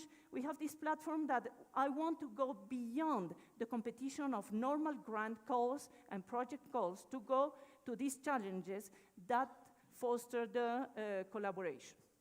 And we have the international research centers. I'm not going to go I'm not going into the detail of all of them, but they are created to be interdisciplinary. And finally, we 2 years ago, we proposed to be an open knowledge institution to activate this collaboration among individuals, communities, and institutions. Okay, what are the challenges we have ahead? We face social and environmental challenges of a great complexity. And to face this complexity, we need to change, to restructure our institutional operations and also to go beyond the practices we have today. And so we have, the most important challenge we have is that we have to live in cooperation and in peace with nature. In Colombia, when I work in this mission of experts that the Vice Minister mentioned, we talk a lot about sustainability with the 3 pillars of sustainability: equitable economic growth, social well-being, and thriving natural systems. And this is the re-engineering of the SDGs to attain sustainability. A biosphere, a society to build a healthy and equitable economy. So, and at last, and to have a perspective, an optimist perspective to finish, what is the bet? I propose to develop the sustainability science. This is not a new idea. Sustainability science has been around for a long time. You see in the proceedings of the National Academy of Science that they mention that sustainability science is an emerging program since 2003. And in Colombia, we haven't heard about this sustainability science enough. The UNESCO adopted the sustainability science as one of their pillars. Also, research institutes, as this one where I work in France, they adopted the sustainability science as the most important framework for their research, and also the National Research Council of the United States. And Harvard developed a program in sustainability science. So I think this is the way. What is sustainability science? And I'm going to show you only 4 elements of sustainability science. The first one is that sustainability science is a distinct field. It's not, and I'm going to show you at the end, that is not a new field.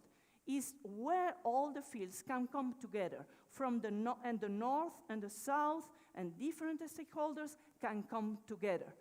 We have to go beyond the individual components of the nature society systems to understand the behavior of these systems.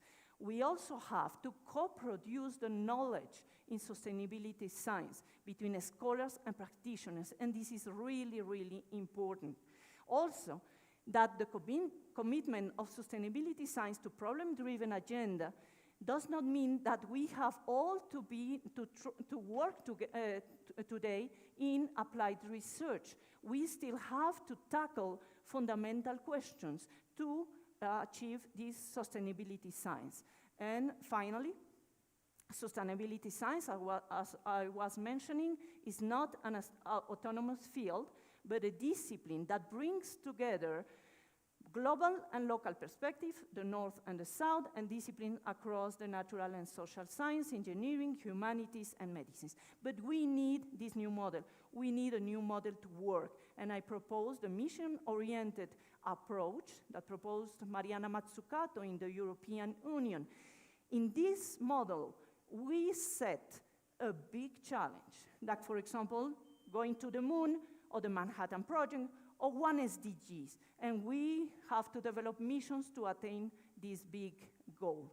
So in conclusion, the genuine pursuit of sustainability requires a degree of interdisciplinarity that hiring, funding, and promotion that we have today in universities are ill-equipped to accommodate. Second, of the 3 pillars of sustainability, I mentioned that the environmental science are the less interdisciplinary. We have to understand why, we have to work to make it more interdisciplinary. And the journals that we publish with, their reputation has to be tied to interdisciplinarity. We are working in a paper with some colleagues to understand why researchers from the South do not contribute to sustainability science publications. This is going to be published very soon in +1. And I finish, finally. I know that also I have the alarm on, but I finish with something that is more familiar to you than to me, is the Lancet Commission on Global Mental Health and Sustainable Development. I read it, it's a long document, but I read it for today, and I love 2 sentences I found in the document. First, the era of non-sustainable development without mental health has begun. Mental health has remained in the shadows far too long, far too long. So, second, we therefore call for partnership to transform mental health globally with engagement of key sectors concerned with mental health. And I love this one, the full involvement of people with the lived experience of mental disorders. And I want to finish with the last slide. Probably my wisest, or the advice from the wisest animals on earth. And I thank you very much.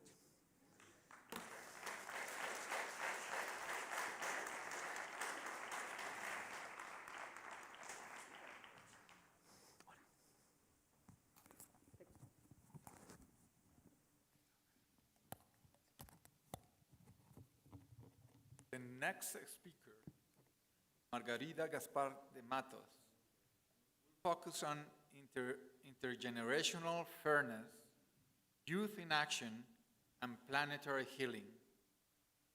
Dr. Gaspar de Matos is a clinical and health psychologist and a full-time professor at the University of Lisbon, Portugal. She is also a group coordinator at the Environmental Health Institute, part of the medicine school at the same university. Amongst her academic and scientific affiliations, Margarida coordinates the Board of Promotion and Prevention at the European Federation of Psychologists Associations and is a member of the steering committee for the European Public Health Association. In 2021, she was in charge of coordinating the Task Force for Behavior Sciences during the COVID-19 pandemic. So good morning. It's a pleasure to be here. Thanks for the invitation. Buenos días a todos. Gracias por invitarme. We had a little problem because my communication has not arrived, but I think everything is okay now. So the Portuguese delegation here, it's myself and Sofia Ramalho, who you know perfectly from the Lisbon Summit 2019. And we have also emergent leaders here, Carolina Garraio and Thelma Miranda. And I think emergent leaders are the reason we are here. And so that's a pleasure to collaborate with you. We have also in this communication my mentees from Pakistan, and we have been working for 1 year together. Unfortunately, they could not come, and it's Nadia Shafiq and Shukrika Kazin, not sure if it's the right pronunciation, and someone from Brazil and from Argentina that will be in the next step of this collaboration. And this is part of this program of supporting emerging leaders. So that's me, but you heard all about myself, and I'm not going, I work in Lisbon University, exactly at the Institute of Environmental Health in School of Medicine. And so what do we know for a long time, and we have been talking about this morning. We know that we have to focus on IPAR. That means Youth Participatory Action Research. We know all about, we have to be friendly to the ecosystems, but also promoting friendly ecosystems. And I heard today with pleasure Mr. Vice President talking about that. It's a reciprocal interaction. And also the importance of public policies and the role, the leadership role of psychologists in public policy. It's not that thing, but that psychologists are nice persons, but not leaders. They have to commit to be leaders. And more recently, I've been worried about the intergenerational dialogue, leading to intergenerational fairness. I don't like that intergenerational dialogue leads to social war, intergenerational war. It's not a question of who is the fault, the old guys or the young ones. It's the question of building solutions, and solutions that have to be sustainable. And that is the way to face it. Also, transcultural dialogue. The world, and Mr. President just focused that, is not only Europe and North America. There is another kind of world. And so intercultural dialogue leading to an intercultural fairness, it's also of utmost importance. And that leads us to a new concept, planetary health. And it's not, as it in my title, planetary healing. It's really interplanetary health, focusing on the interaction between our behavior towards the planet and the planet's behavior towards ourselves. And more recently, and we saw Francisco talking to us today, I tried to build this CYPAR thing. That means not only young people, but children must be present in all this dialogue. Well, why talking about planetary health in childhood, teenhood, and younghood? I'm not sure if people from English language understand what the teenhood means and younghood means, but I guess it's clear, right? Thank you. Why? Because it's not a question of saying, bring young people. If we want to have young people on board, we have to listen to them and to follow their ideas, their problems, their worries, and their methods of work. We cannot just lead people to participate and they'll tell them how to participate. They have to lead the process themselves. And they are very aware, and they have interested and concern and actions about planetary health and environmental health. And so we have to listen to their own worries. That cannot be exactly ours. What did I do? I work a lot with young people, and in that IPAR perspective, and I took this, I'm not going to read that, don't worry. Those are 3 scientific papers, and we read them with the young people, and they were choosing which of the items of the scales were valuable for understanding planetary health. And so we did a small IPAR pilot in Portugal. Well, that's the description of the IPAR participants. And we managed to have 3 dimensions, building a questionnaire on important topics on planetary health, which is knowing, behaving, and the perception of social norms in a certain culture. And about culture, the kind of statistic things we did it, but they choose the items and they answer the scales. And so knowledge is the kind of thing that preserving variety of living creature, natural resources, reducing all sorts of weight, stricter laws, and reducing water consumption. Those are, I'm sorry, I need water to talk in English. If I talk in Portuguese, I don't need water, nor in Spanish.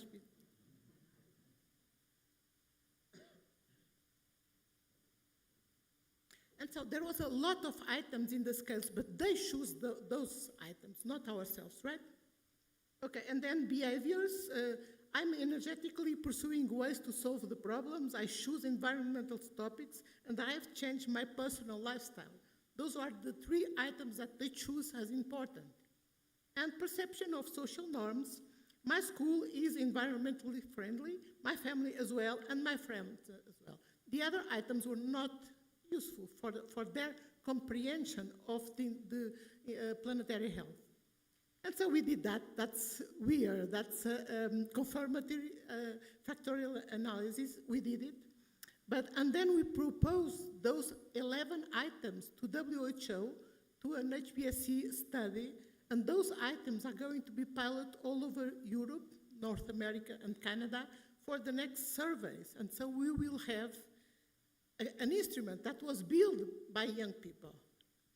And so then we use it. We use it through a young people network called Dream Teens, because they dream and they are teens, dream teens.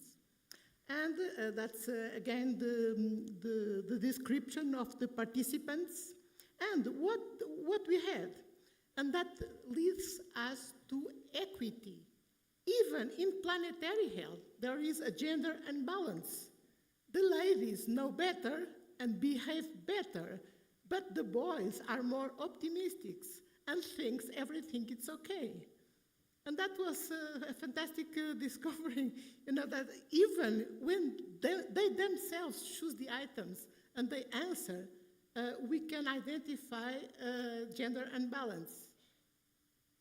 Not for age and not for nationality, because we had the group of Brazilian in that first study. So, and here comes the Pakistani case study with my colleague Nadia and Shukriya in Pakistan. And they also test this instrument back in Pakistan. And they also tried to collect what were the important issues in Pakistan, and they came to the same thing. It's necessary to understand, know, and behave in order to promote planetary health-related skills for the next generations. And that is Pakistan. I don't know her personally. That's the miracle of new technologies. And so that was the pilot in Pakistan, the description of the participants. And here we have, well, the study is ongoing because it's not easy and it's not, evident how to make statistics by Zoom. But we will manage and we will publish this paper very soon. And that is, I think this is very important because this is what you decide back in Lisbon, to put a senior researcher and an emergent leader for another country working together and try to build together an issue. And this is done, and I'm very proud of it. And I'm very proud of Nadia and of Thelma and Carolina for helping us to do that kind of exchange. And so that's another case study, and I have 4 of them. That is the third that we did in Portugal. And so I told you I'm a little bit angry when I see that the whole thing about sustainability is about the old guys, the new guys, and not the dialogue. And so I decided to propose, and that was founded by Fundação Carlos de Gulbenkian, which is a foundation that gives money to scientists, among other things. And so we did focus group all over the country for kids before being voters and after being voters. And we were discussing a lot of issues, including planetary health. And then, is that for me? That P? Half an hour? Jesus. Well, after 2 weeks, we talked to them, and after 2 weeks, they went home talking to the parents and to the grandparents. And when they came back, they don't have the speech about the guys. They had the speech about how to build sustainable solutions. Okay, and so this is what they talk about to the parents and the grandparents. And that was very interesting, the way they understand the parents and the grandparents' perspective after the dialogue. And they say the orange ones are themselves, the red ones, the parents and the grandparents, and the green ones, their future sons and daughters, And so they think that there is hope in the future, because it was worse before and it's going to be better in the future. that is nice, like someone was the hope thing. And so this is their voices about environmental health and also about the impact of the pandemics. And here again, the story about mental health and the pandemics raise very strongly the issue of mental health. And, but they give some warnings for the governments. This was the first time and we were not aware, but now we know it. Next time you have no excuses. Please listen to us. And that is the last slide. Why waiting until they are teens? And my new project is with 5 years old, and I call the project Learn to Fly.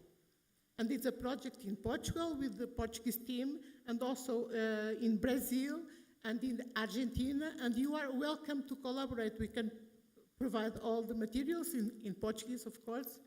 And this is the idea of working with little guys of 5 years old about, I have ideas, I have the skills, I have the will to change the planet, and not waiting for them to be teens. And so we have the children, the teens, young people. They are able and they want to do it, they are motivated. What we need also are friendly public policies, evidence-based SIPAR programs to provide opportunities for action. And that's us in Portugal. And that means that I don't have commercial interest in what I'm saying. And thank you.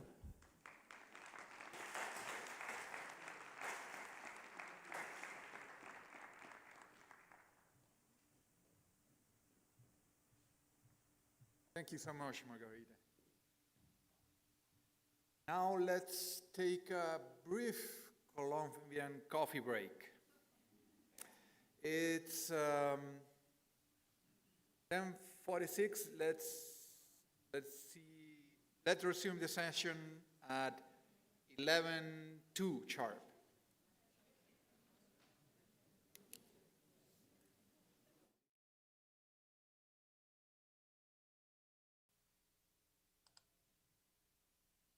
Oscar, can you hear us? Sí, sí, ¿me escuchan? Es que estoy tratando de compartir, pero no logro. Creo que ya.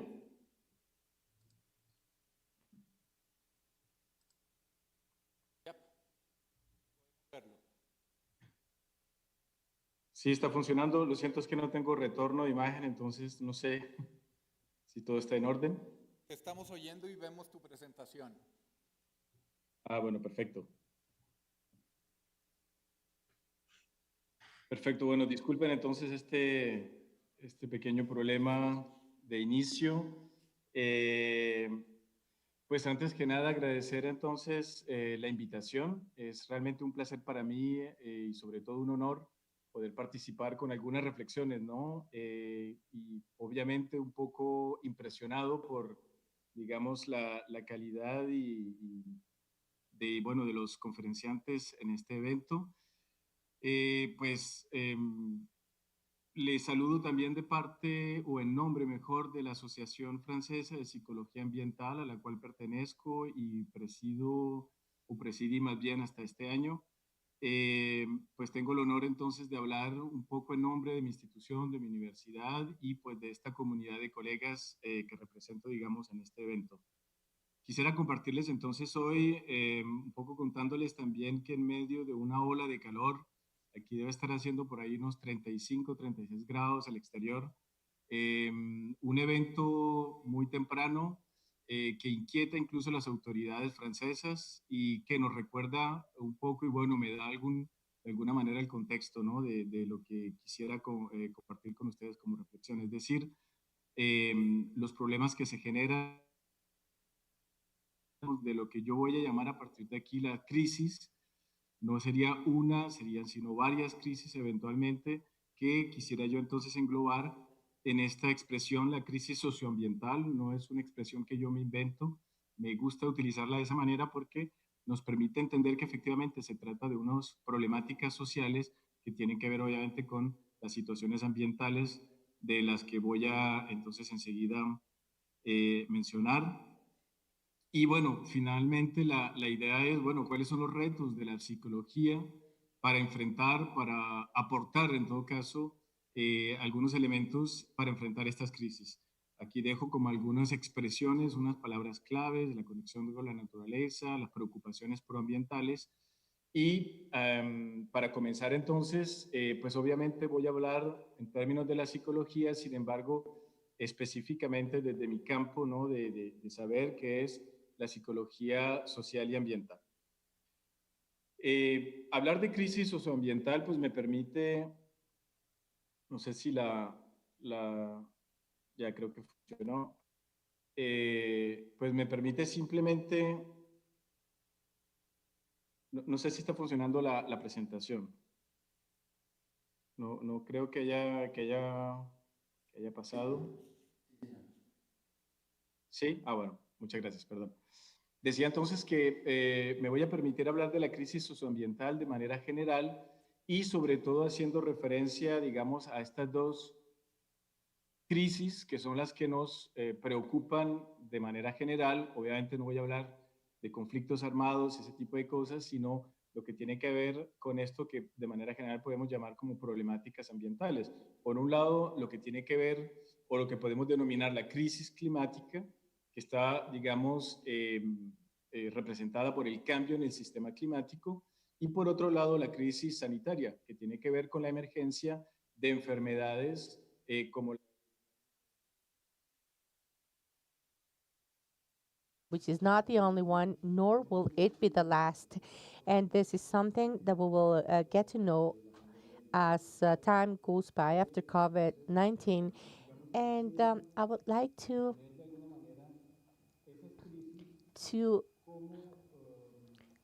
refer to this crisis as some crises that interact among each other. At times we may see them independently, but I invite you to look at them as something that connects to a certain extent. And this is not something that I'm making up, but this is but the evidence has led to indicating that this is a systemic relationship among many socio-environmental issues. So the climate change, I would like to start by referring to this scheme that I will refer to later on to give you a perspective of the dimensions, to define the situation, and to a certain extent to determine what will be the role of psychology in this case. This change in the climate system that is causing an increase in temperature.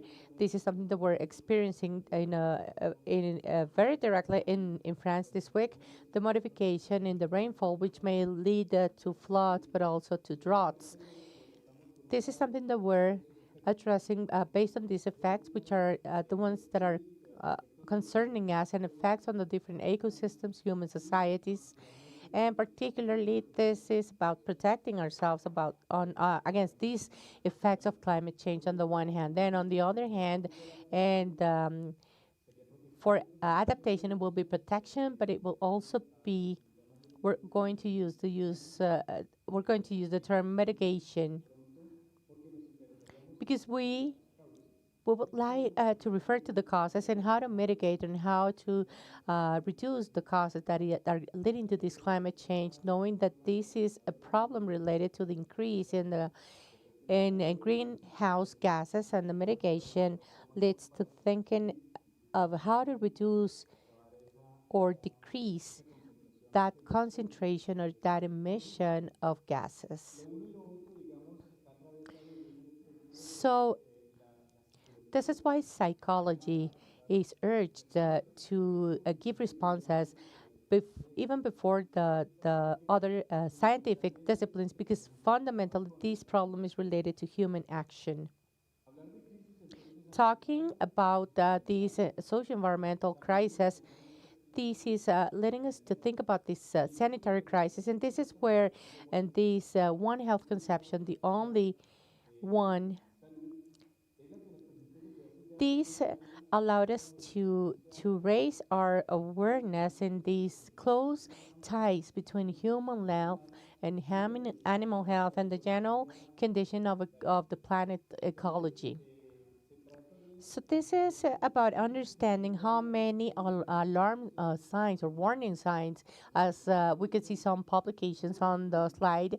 These are two recent examples that are allowing us to understand that the emergency of these diseases or viruses generated by the pandemic, they have to do with the transformation of these ecosystems.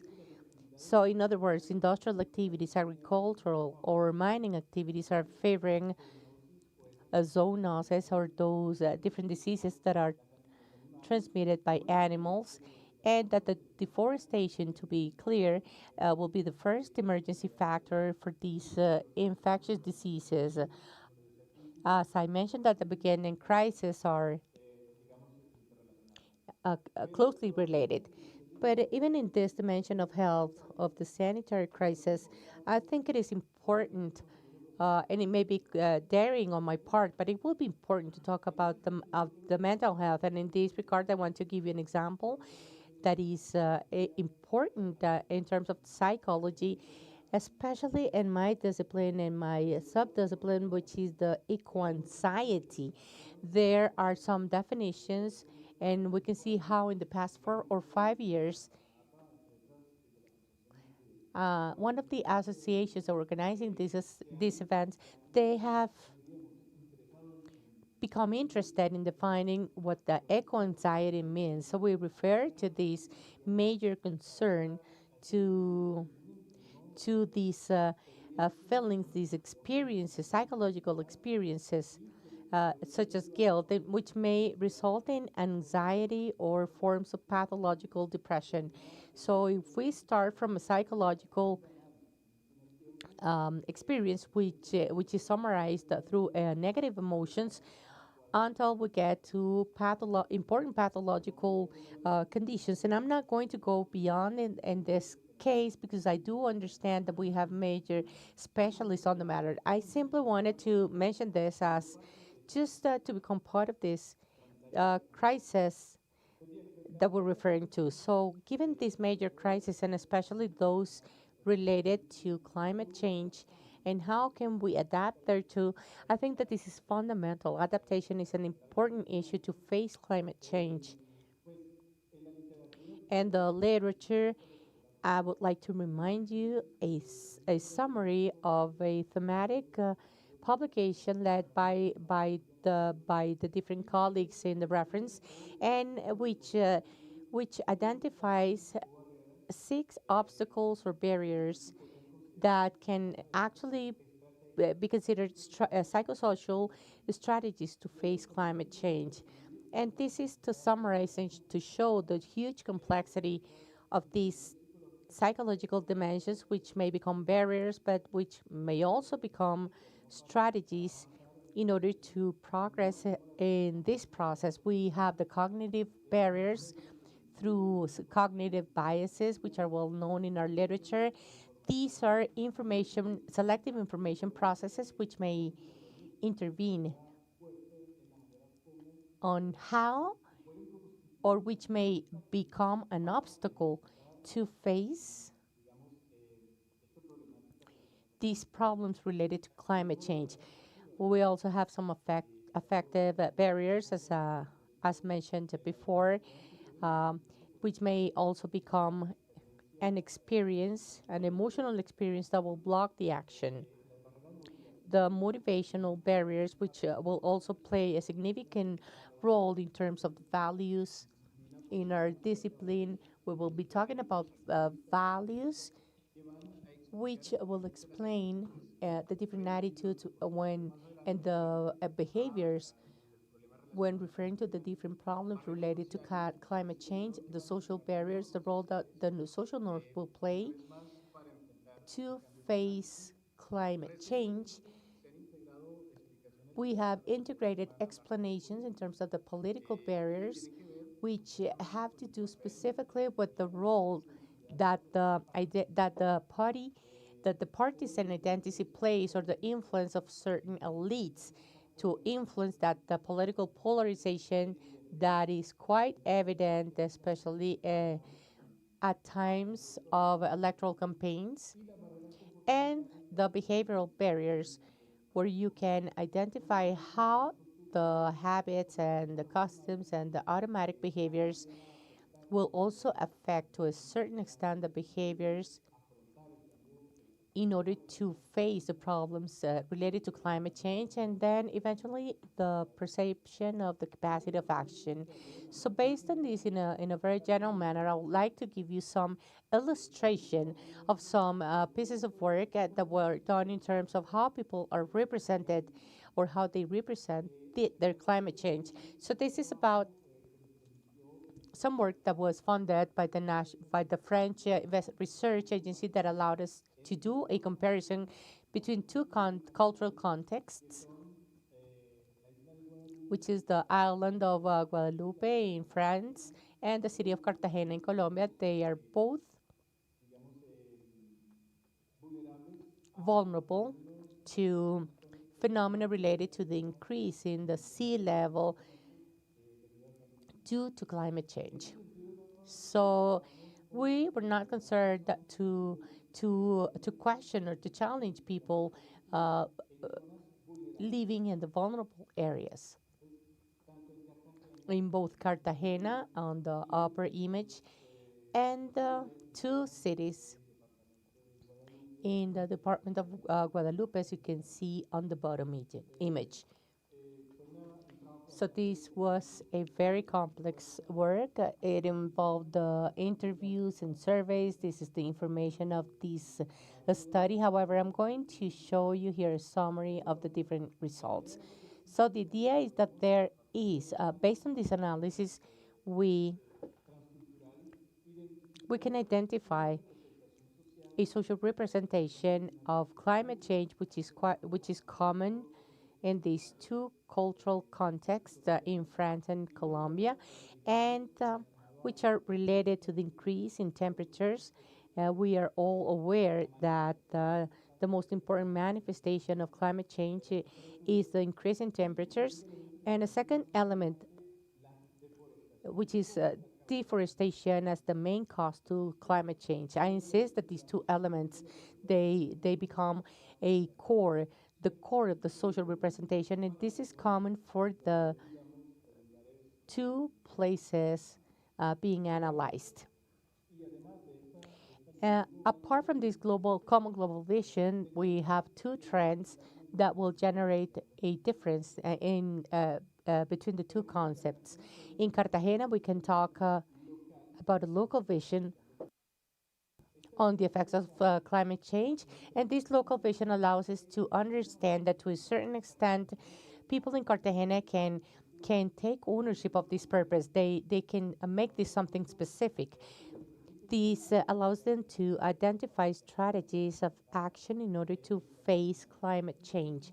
So this is a very particular vision, which is local and very specific, that aims at action on the part of people in Cartagena. And then we have another vision, which is a more global perspective from the inhabitants in Guadalupe, which considers that the different strategies to face climate change, they have to go through an institutional work. So in other words, there is some sort of delegation of that duty or role to the different institutions which are responsible for facing climate change in an abstract perspective of this phenomenon.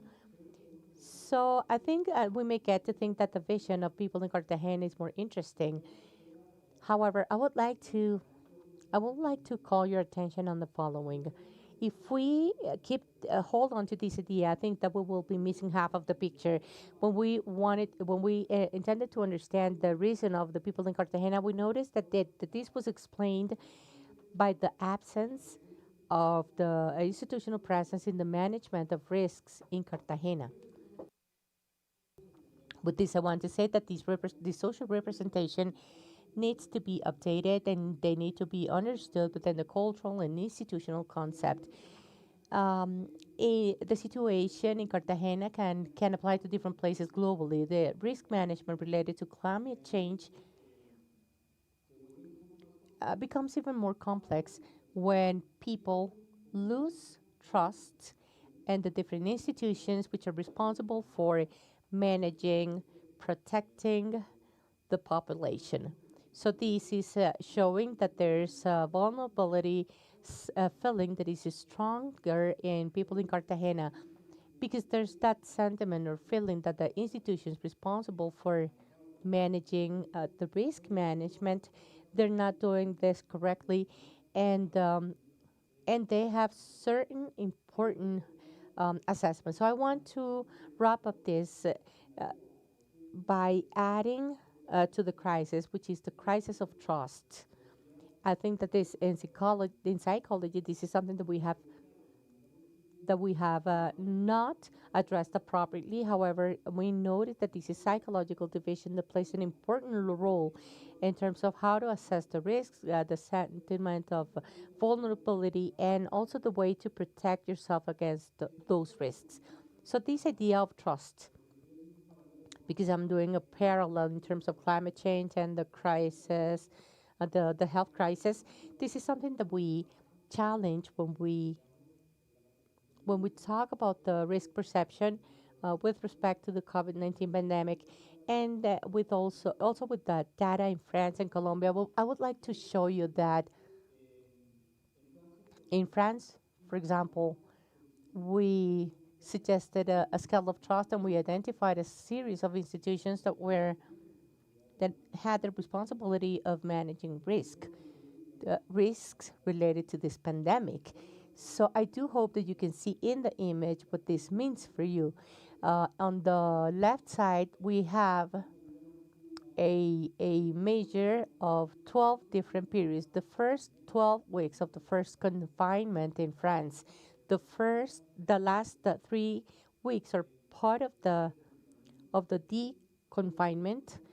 And the important thing here is that you can see that there's a crisis of trust.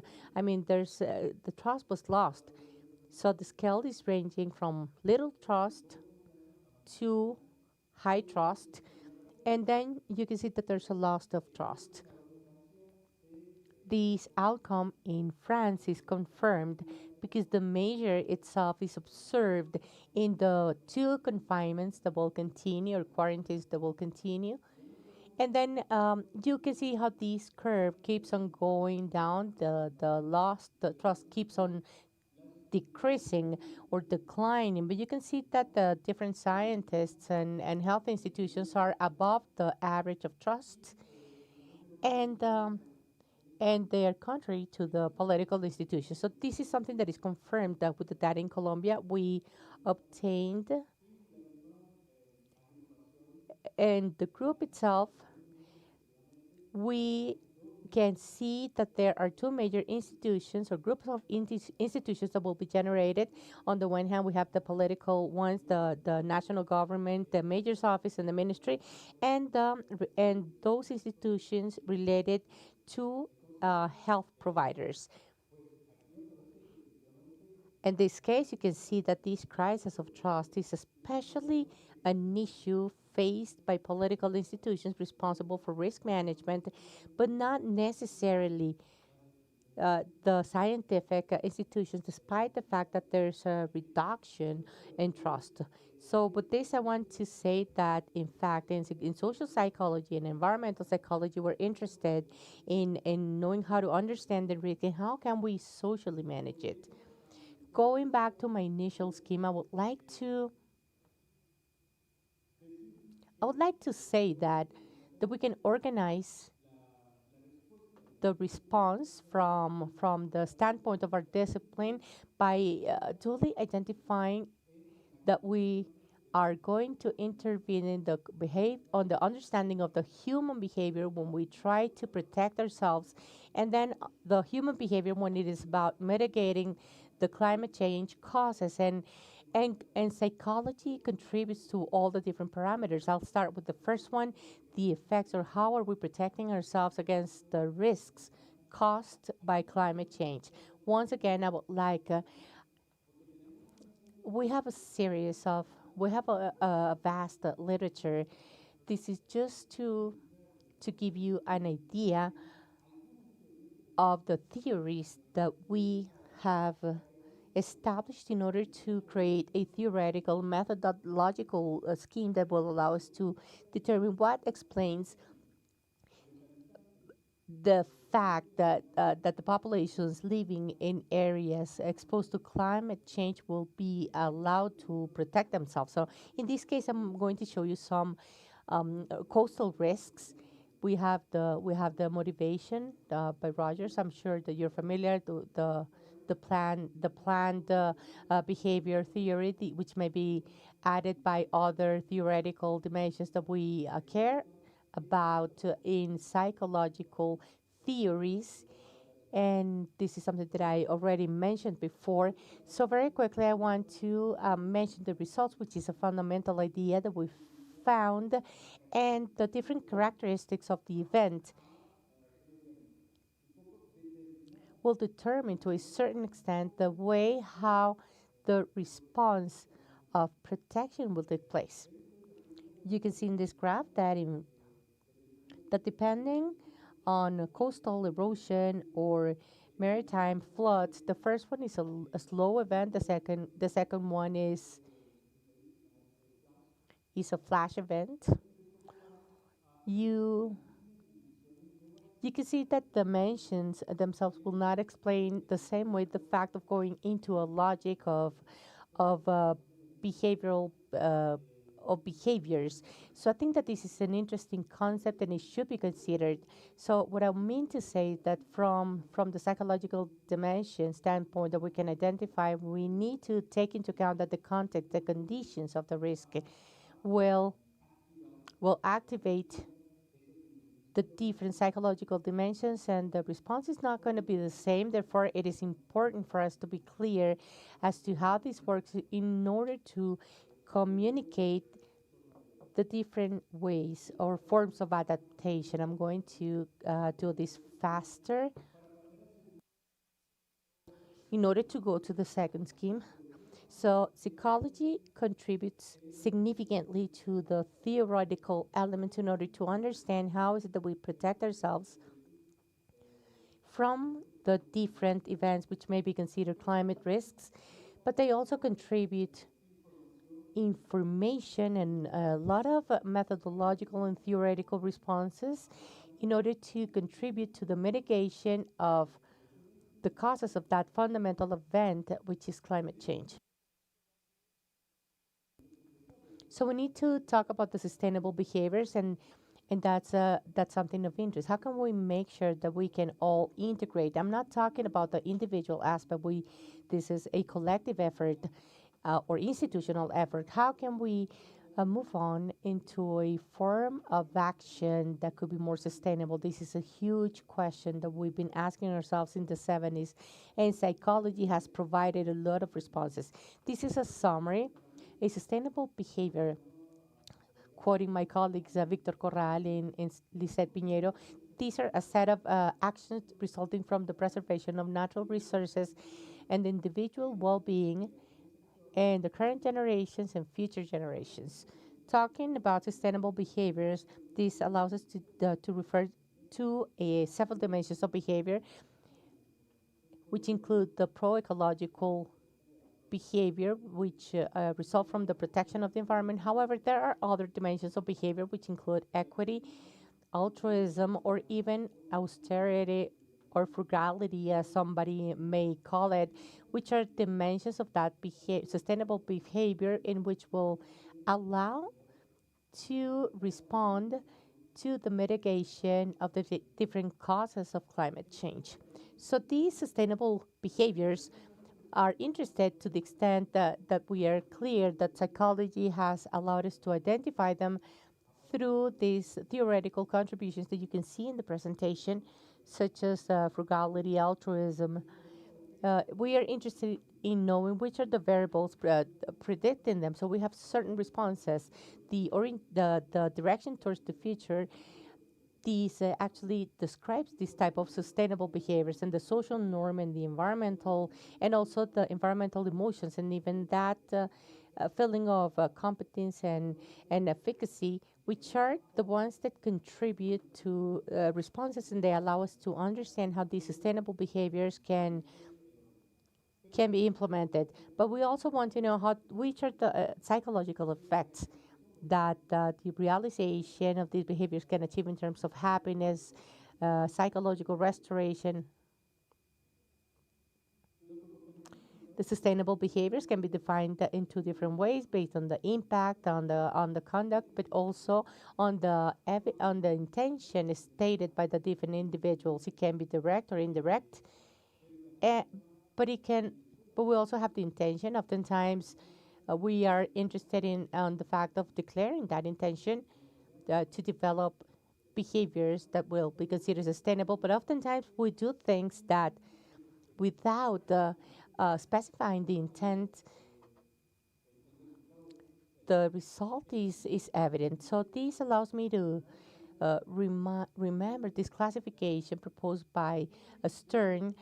And in my opinion, this is really interesting for psychology because this allows us to become a little bit more naive. I have the impression that when we talk about sustainable behaviors, we're only thinking about the private sphere of the behavior of individuals. So this private sphere explains a very low portion of what it should be for the mitigation of climate change.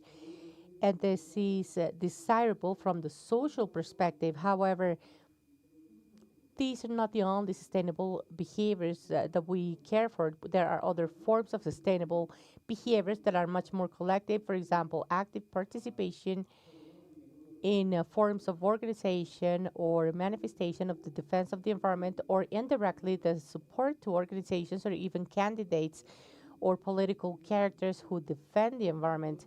And also and to add to this, in the organizational setting or in the labor work, which is where we spend most of our time. So sustainable behaviors, the invitation will be to, I invite you to look at this from the most extensive perspective. So that way we will avoid um, being wrong of thinking about it on the individual plane. So we're talking about behaviors which have to be generated in the collective environment or at the institutional level in order to go back to the prior idea. So I'm going to wrap up with this. I didn't have the opportunity to calculate time. I'm going to allow myself some 5 minutes to complete this final proposal.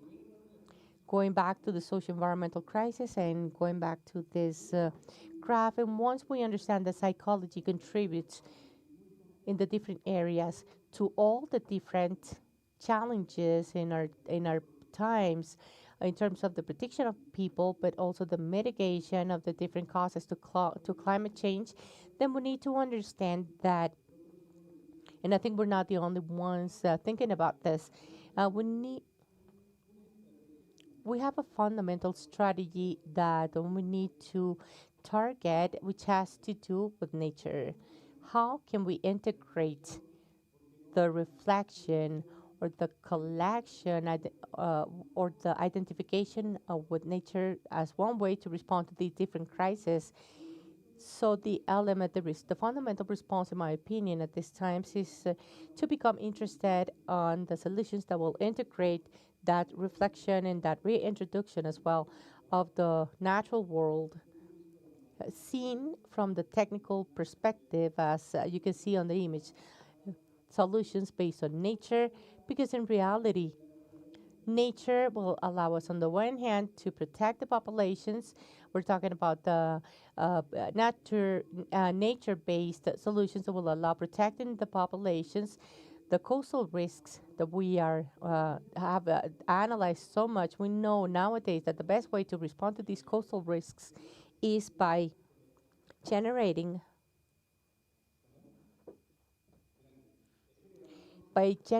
solutions, natural solutions, and the mitigation is generated through natural responses.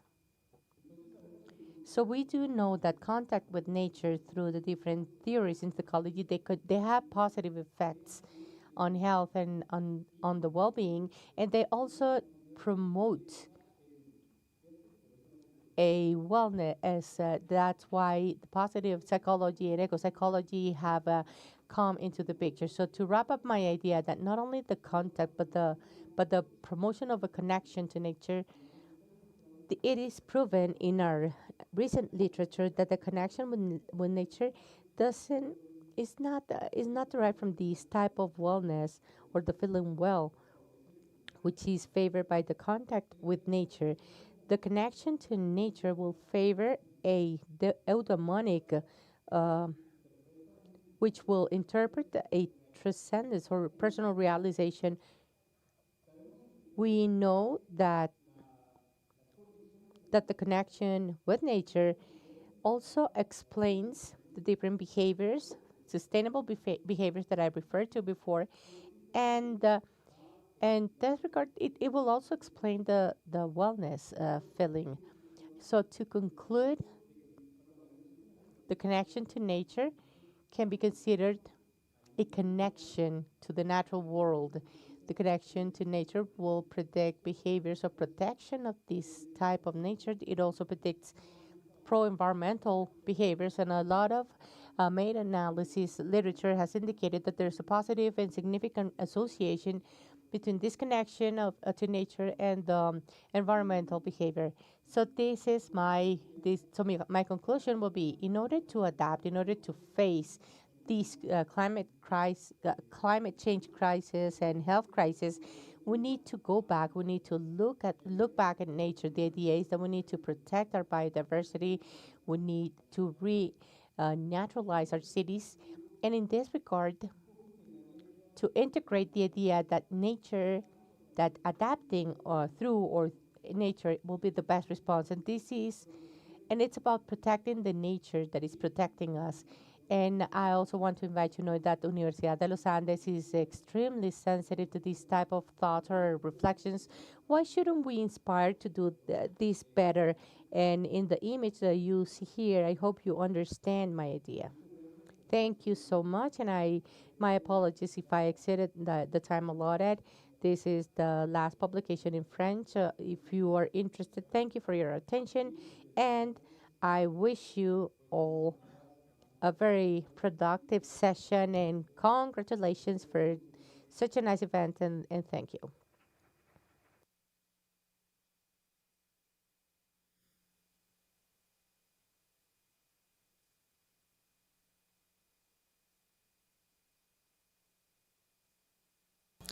Concluimos la sesión de la mañana discutiendo Global sobre Learning Leadership for Psychology and Psychologists.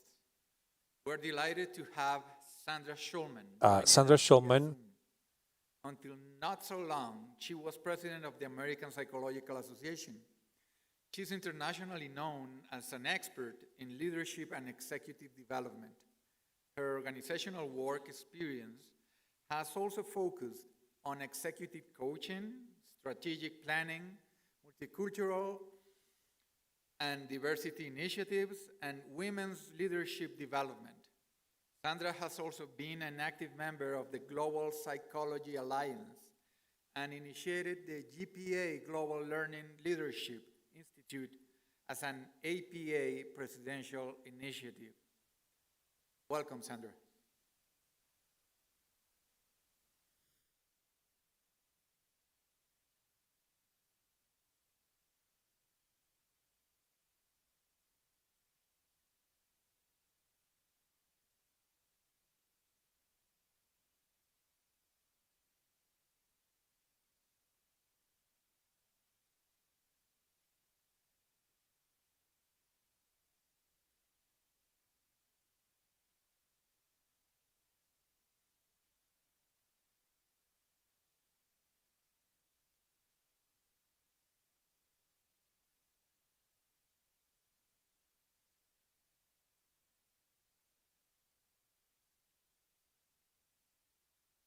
and our Colombian hosts for creating a forum to address the most significant issues and opportunities for global psychology. And I also want to thank psychologists across the world who have chosen to be part of this international summit opening. As we all know and have learned more about this morning, global psychology has very significant issues to address. Perhaps, and most salient in my mind, is that we must take a significant leadership role in order to implement any solutions to the problems that we're discussing. We, as a global psychology, must position ourselves in a different place in the world than we generally have been historically. This theme of global learning leadership for psychology and psychologists is key to achieving any impact on the many issues in front of us. This morning, I will speak briefly about the Global Psychology Alliance so that everyone has a basic understanding of what we do and how we've been doing it. I then want to address how the Global Psychology Alliance has been developing and continuing to enhance its leadership approach. And then I want to address the core of our work on climate change, global health and mental health with a lens of diversity, inclusion, and equity through which we do our work. This sets up our focus, and I will recognize briefly some of our accomplishments and hopefully set the stage for our path forward.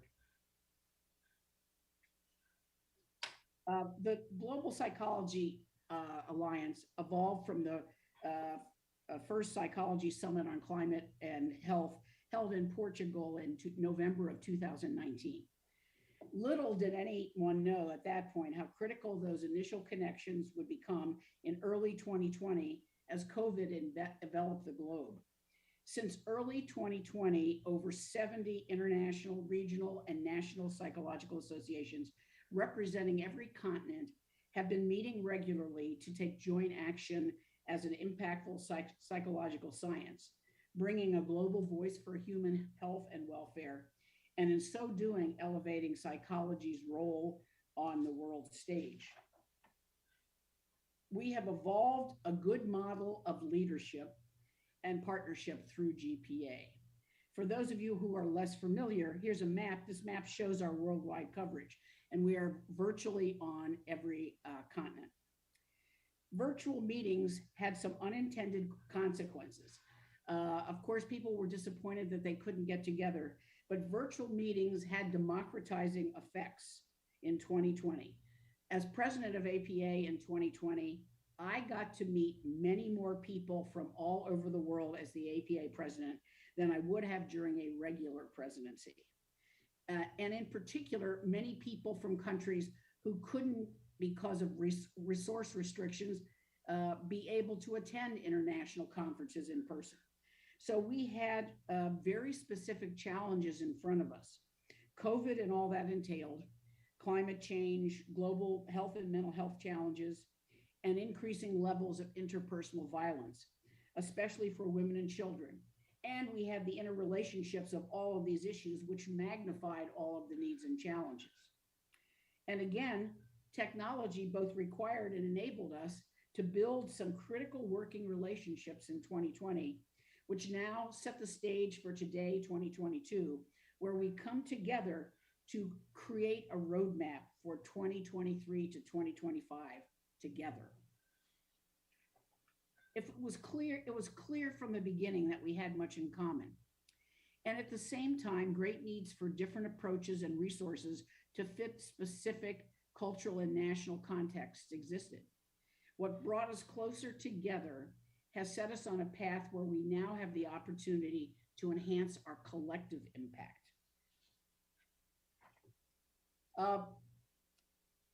These three commentaries are representative of what GPA has built together. On the left, our colleague Ismahan from Senegal emphasized the importance of meeting with global colleagues who have become friends. Our Ukrainian colleague, Valeria, our hearts go out to you. Her endorsement is so particularly poignant given the situation in Ukraine. GPA members came together to express solidarity and provide support to friends and colleagues in Ukraine. And our colleague Mark Eric from the Philippines emphasized what he called the priceless experience of having an active voice on global psychological issues. So as you can see, there were quite strong relationships that were built. To me, what has been so striking about the Global Psychology Alliance is the collective evolution of a global leadership role applied specifically and globally to climate change, global health, mental health, through a lens of equity, diversity, inclusion for all of our partners and peoples. What has characterized our global leadership evolution and what led me to work on our Global Learning Leadership Institute was learning from each other through crisis after crisis and wanting to ensure that our young psychologists were involved and were helping to build and prepare for leadership roles in their own futures. As a leadership group, we learned together to be steady, to be calm and consistent when the world was anything but that. I've seen our members in the GPA working in bombed out buildings, overflowing hospitals, and in the streets of their cities.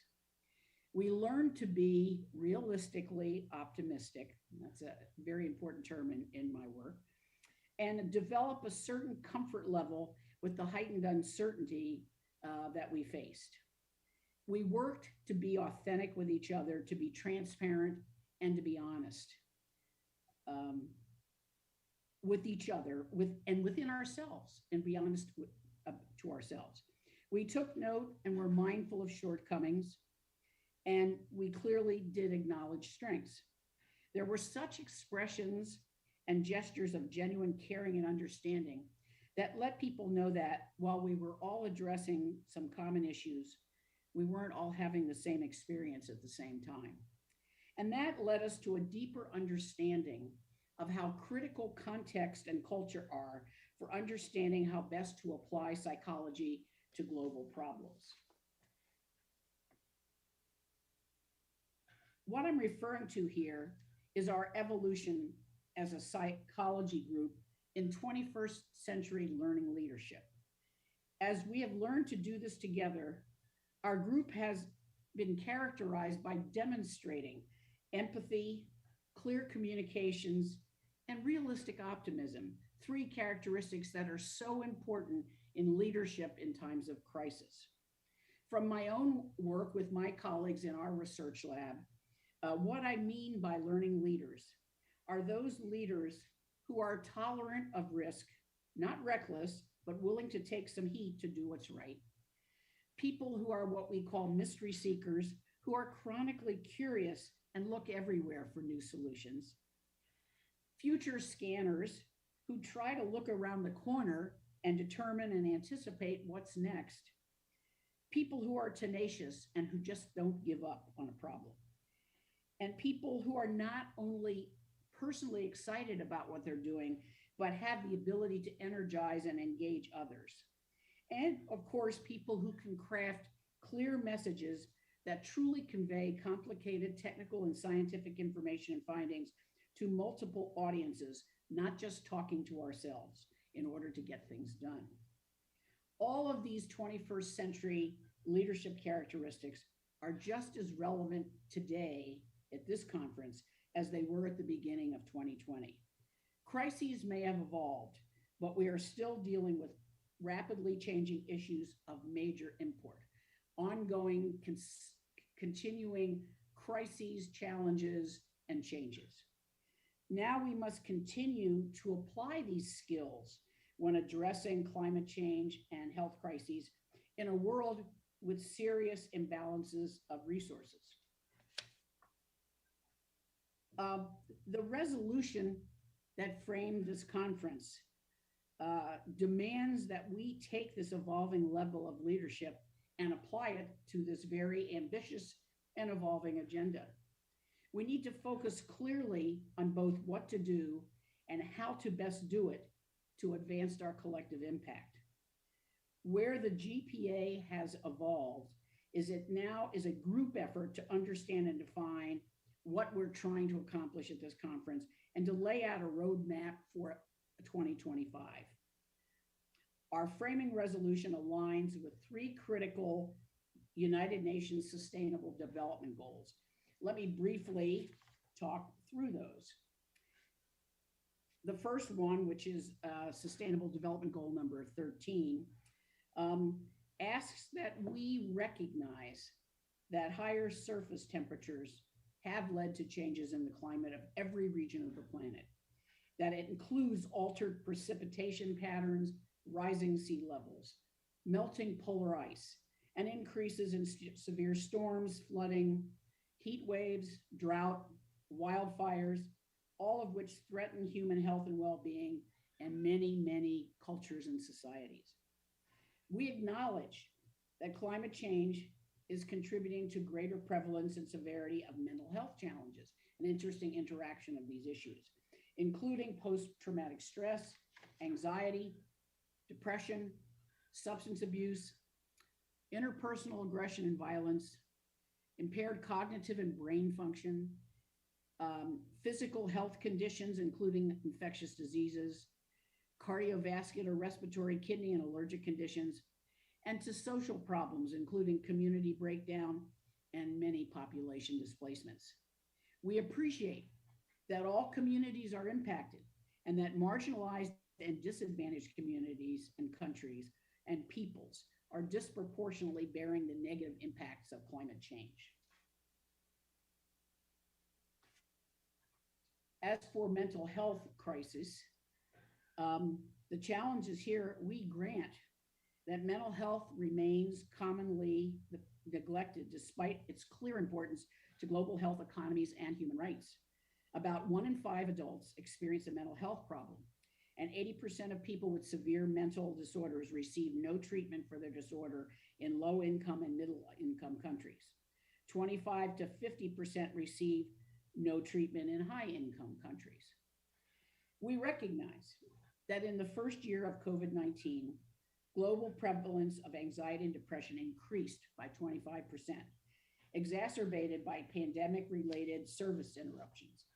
And by the second year of COVID-19, progress toward ensuring healthy lives halted or actually reversed. We recognize that this increased burden can be expected to further rise in the face of increased exposure to adverse risks such as conflict and displacement, as we see it so profoundly in the world right now. And we clearly acknowledge that stigma against mental health issues remains prevalent across the globe.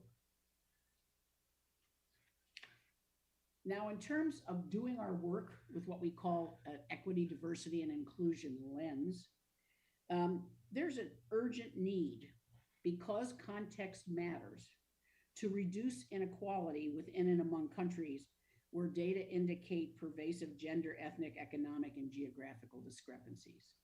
Context matters. We must stress that inequality is perpetrated when structural policy decisions favor those with power, leading to devastating real-world and human consequences, including all forms of discrimination, disproportional negative impacts of climate change, displacement and forced migration, and disproportional mortality, morbidity, and loss of quality of life and well-being. We must highlight that mental health problems stem in part from experiencing inequality and systemic discrimination, illustrated by limited access to safe housing, healthcare, food security, quality education, technology, or opportunities for developing competencies and gaining employment. We must recognize also that there are many ways to both conceptualize and apply psychology. We must encourage a willingness to learn from each other in a very mutual way. And we must sustain a commitment to the democratization of resources and accessibility to resources to apply psychology globally. So let's remind ourselves what we can do as psychology leaders. We can promote public awareness and literacy about how psychological science and its application can address the causes and consequences of human behavior relevant to those three sustainable development goals about climate, health, and equity. We can promote public awareness and literacy about the ways that psychological science and its application can be used to actually bring about attitude and behavior change, to help develop culturally relevant interventions, empower action, and promote long-term well-being. We can encourage psychology organizations and their members to include information about the Sustainable Development Goals in their programs, their educational materials, and practices. And so they can promote discussion and cooperation with national and international organizations about strategies for applying psychological science and application to achieve the goals of the Sustainable Development Goals. We can encourage psychology organizations to actively inform and engage with local, national, and global policymakers for the design, implementation, and evaluation of public policy. And we can actively engage with national and international organizations. I'm very excited that we are actively engaging here, well, of course, with the United Nations and the World Health Organization in particular. We can encourage psychology organizations to model their own organizational structures and practices to exemplify best practices in achieving the Sustainable Development Goals around climate, around health, and around equity. By the end of this summit, this conference, these points that I've just made, if we are working well together, will be anchored in specific actions that we can take to achieve by 2025. So the other thing that we always need to remember is that we have a discipline, an evolving science, and I emphasize evolving because it isn't all fixed and decided how we do our science yet, an evolving science to serve as a foundation for partnering for impact, innovating for climate change and global health solutions, and informing and enhancing our impact with our governments to address global challenges. So, what has the GPA already done and will continue to do at this conference? As many of you know, GPA sent a delegation to COP26 to address climate change, and we were well represented at the Bonn Climate Change Conference as well. We have already begun plans for our work at COP27, and obviously this conference will continue to address other actions regarding climate change. In terms of equity, diversity, and inclusion, our colleagues Javila and Collins met with their respective UN ambassadors. Javila met with the Jamaican ambassador, and Collins met with the ambassador from Ghana to discuss racial and ethnic discrimination. And we are hoping to co-sponsor a side event at the upcoming high-level political forum in July that the President of the General Assembly referred to this morning. As far as mental health, we're so honored that Abdulla, Shahid, and Devorah Kestel are here at this conference. As you well know, that President Shahid is the President of the UN General Assembly. Devorah Kestel is Director of the Department of Mental Health and Substance Abuse of the World Health Organization. She's going to be addressing the first World Mental Health Report from the WHO in 20 years, which is being released tomorrow, Friday. What an exciting opportunity we have to be on the ground floor as this report becomes public. And we hope to strengthen as a GPA those relationships with key UN leaders at the General Assembly and the World Health Organization. Further, and finally, we will be working as a group to discuss what contributions we could make to a future General Assembly resolution on mental health. So we have quite a bit of our work cut out for us. So what does this mean for global psychology from my perspective moving forward? It means we must build a strong way forward together. We need to work from a collective mindset that helps us get clear about both what we can do to address climate and health-related challenges, and how we can work together to achieve our goals. For global psychology, it's critically important that we continue to develop a framework together that allows both for shared goals and yet has unique pathways to get there. Meetings such as COP26 and others work in such a way.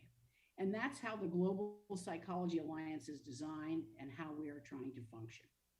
There is a naturally occurring tension between global and local needs, given both the common problems and yet unique context within which we work. But we need to keep our pathways open, and especially our pathways for the future open. This means we need to integrate our students and our early career cycles in all of our actions and our initiatives and help them to prepare for future leadership roles. Their future, statistically, is going to be a lot longer than some of ours. And so they have as much or more invested in that future than we do. And we need to help them to get the tools and skills to take over much of the work that has been initiated. So we recognize the need for unity, to work as one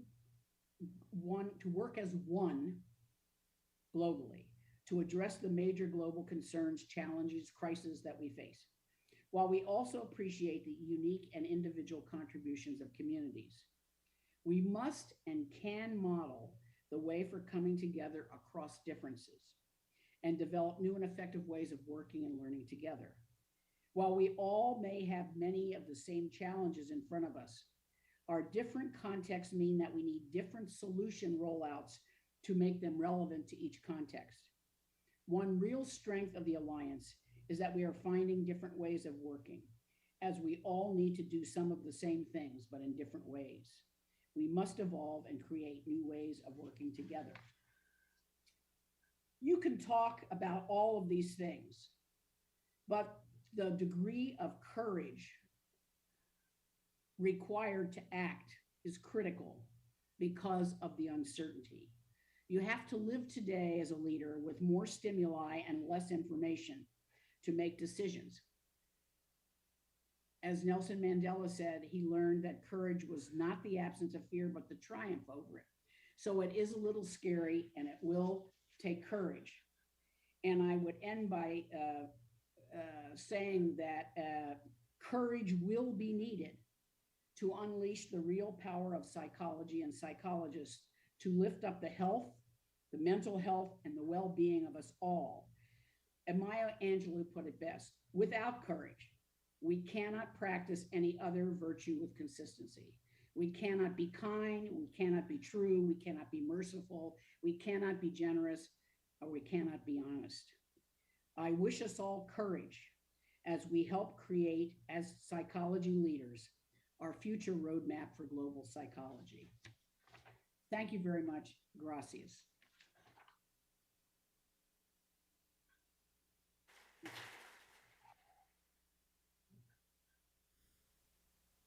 Thanks to all the speakers, the summit's participants gathered in the room, and the audience following us through YouTube. We will take a lunch break for about half an hour. So before we leave, we're gonna be working in the Centro Cívico this afternoon. So there are two options. You can pick up your lunch and have it here in this building, or go to the Centro Cívico. If that is the case, please get in touch with one of the members of our logistic crew. They will take you there. Thank you very much.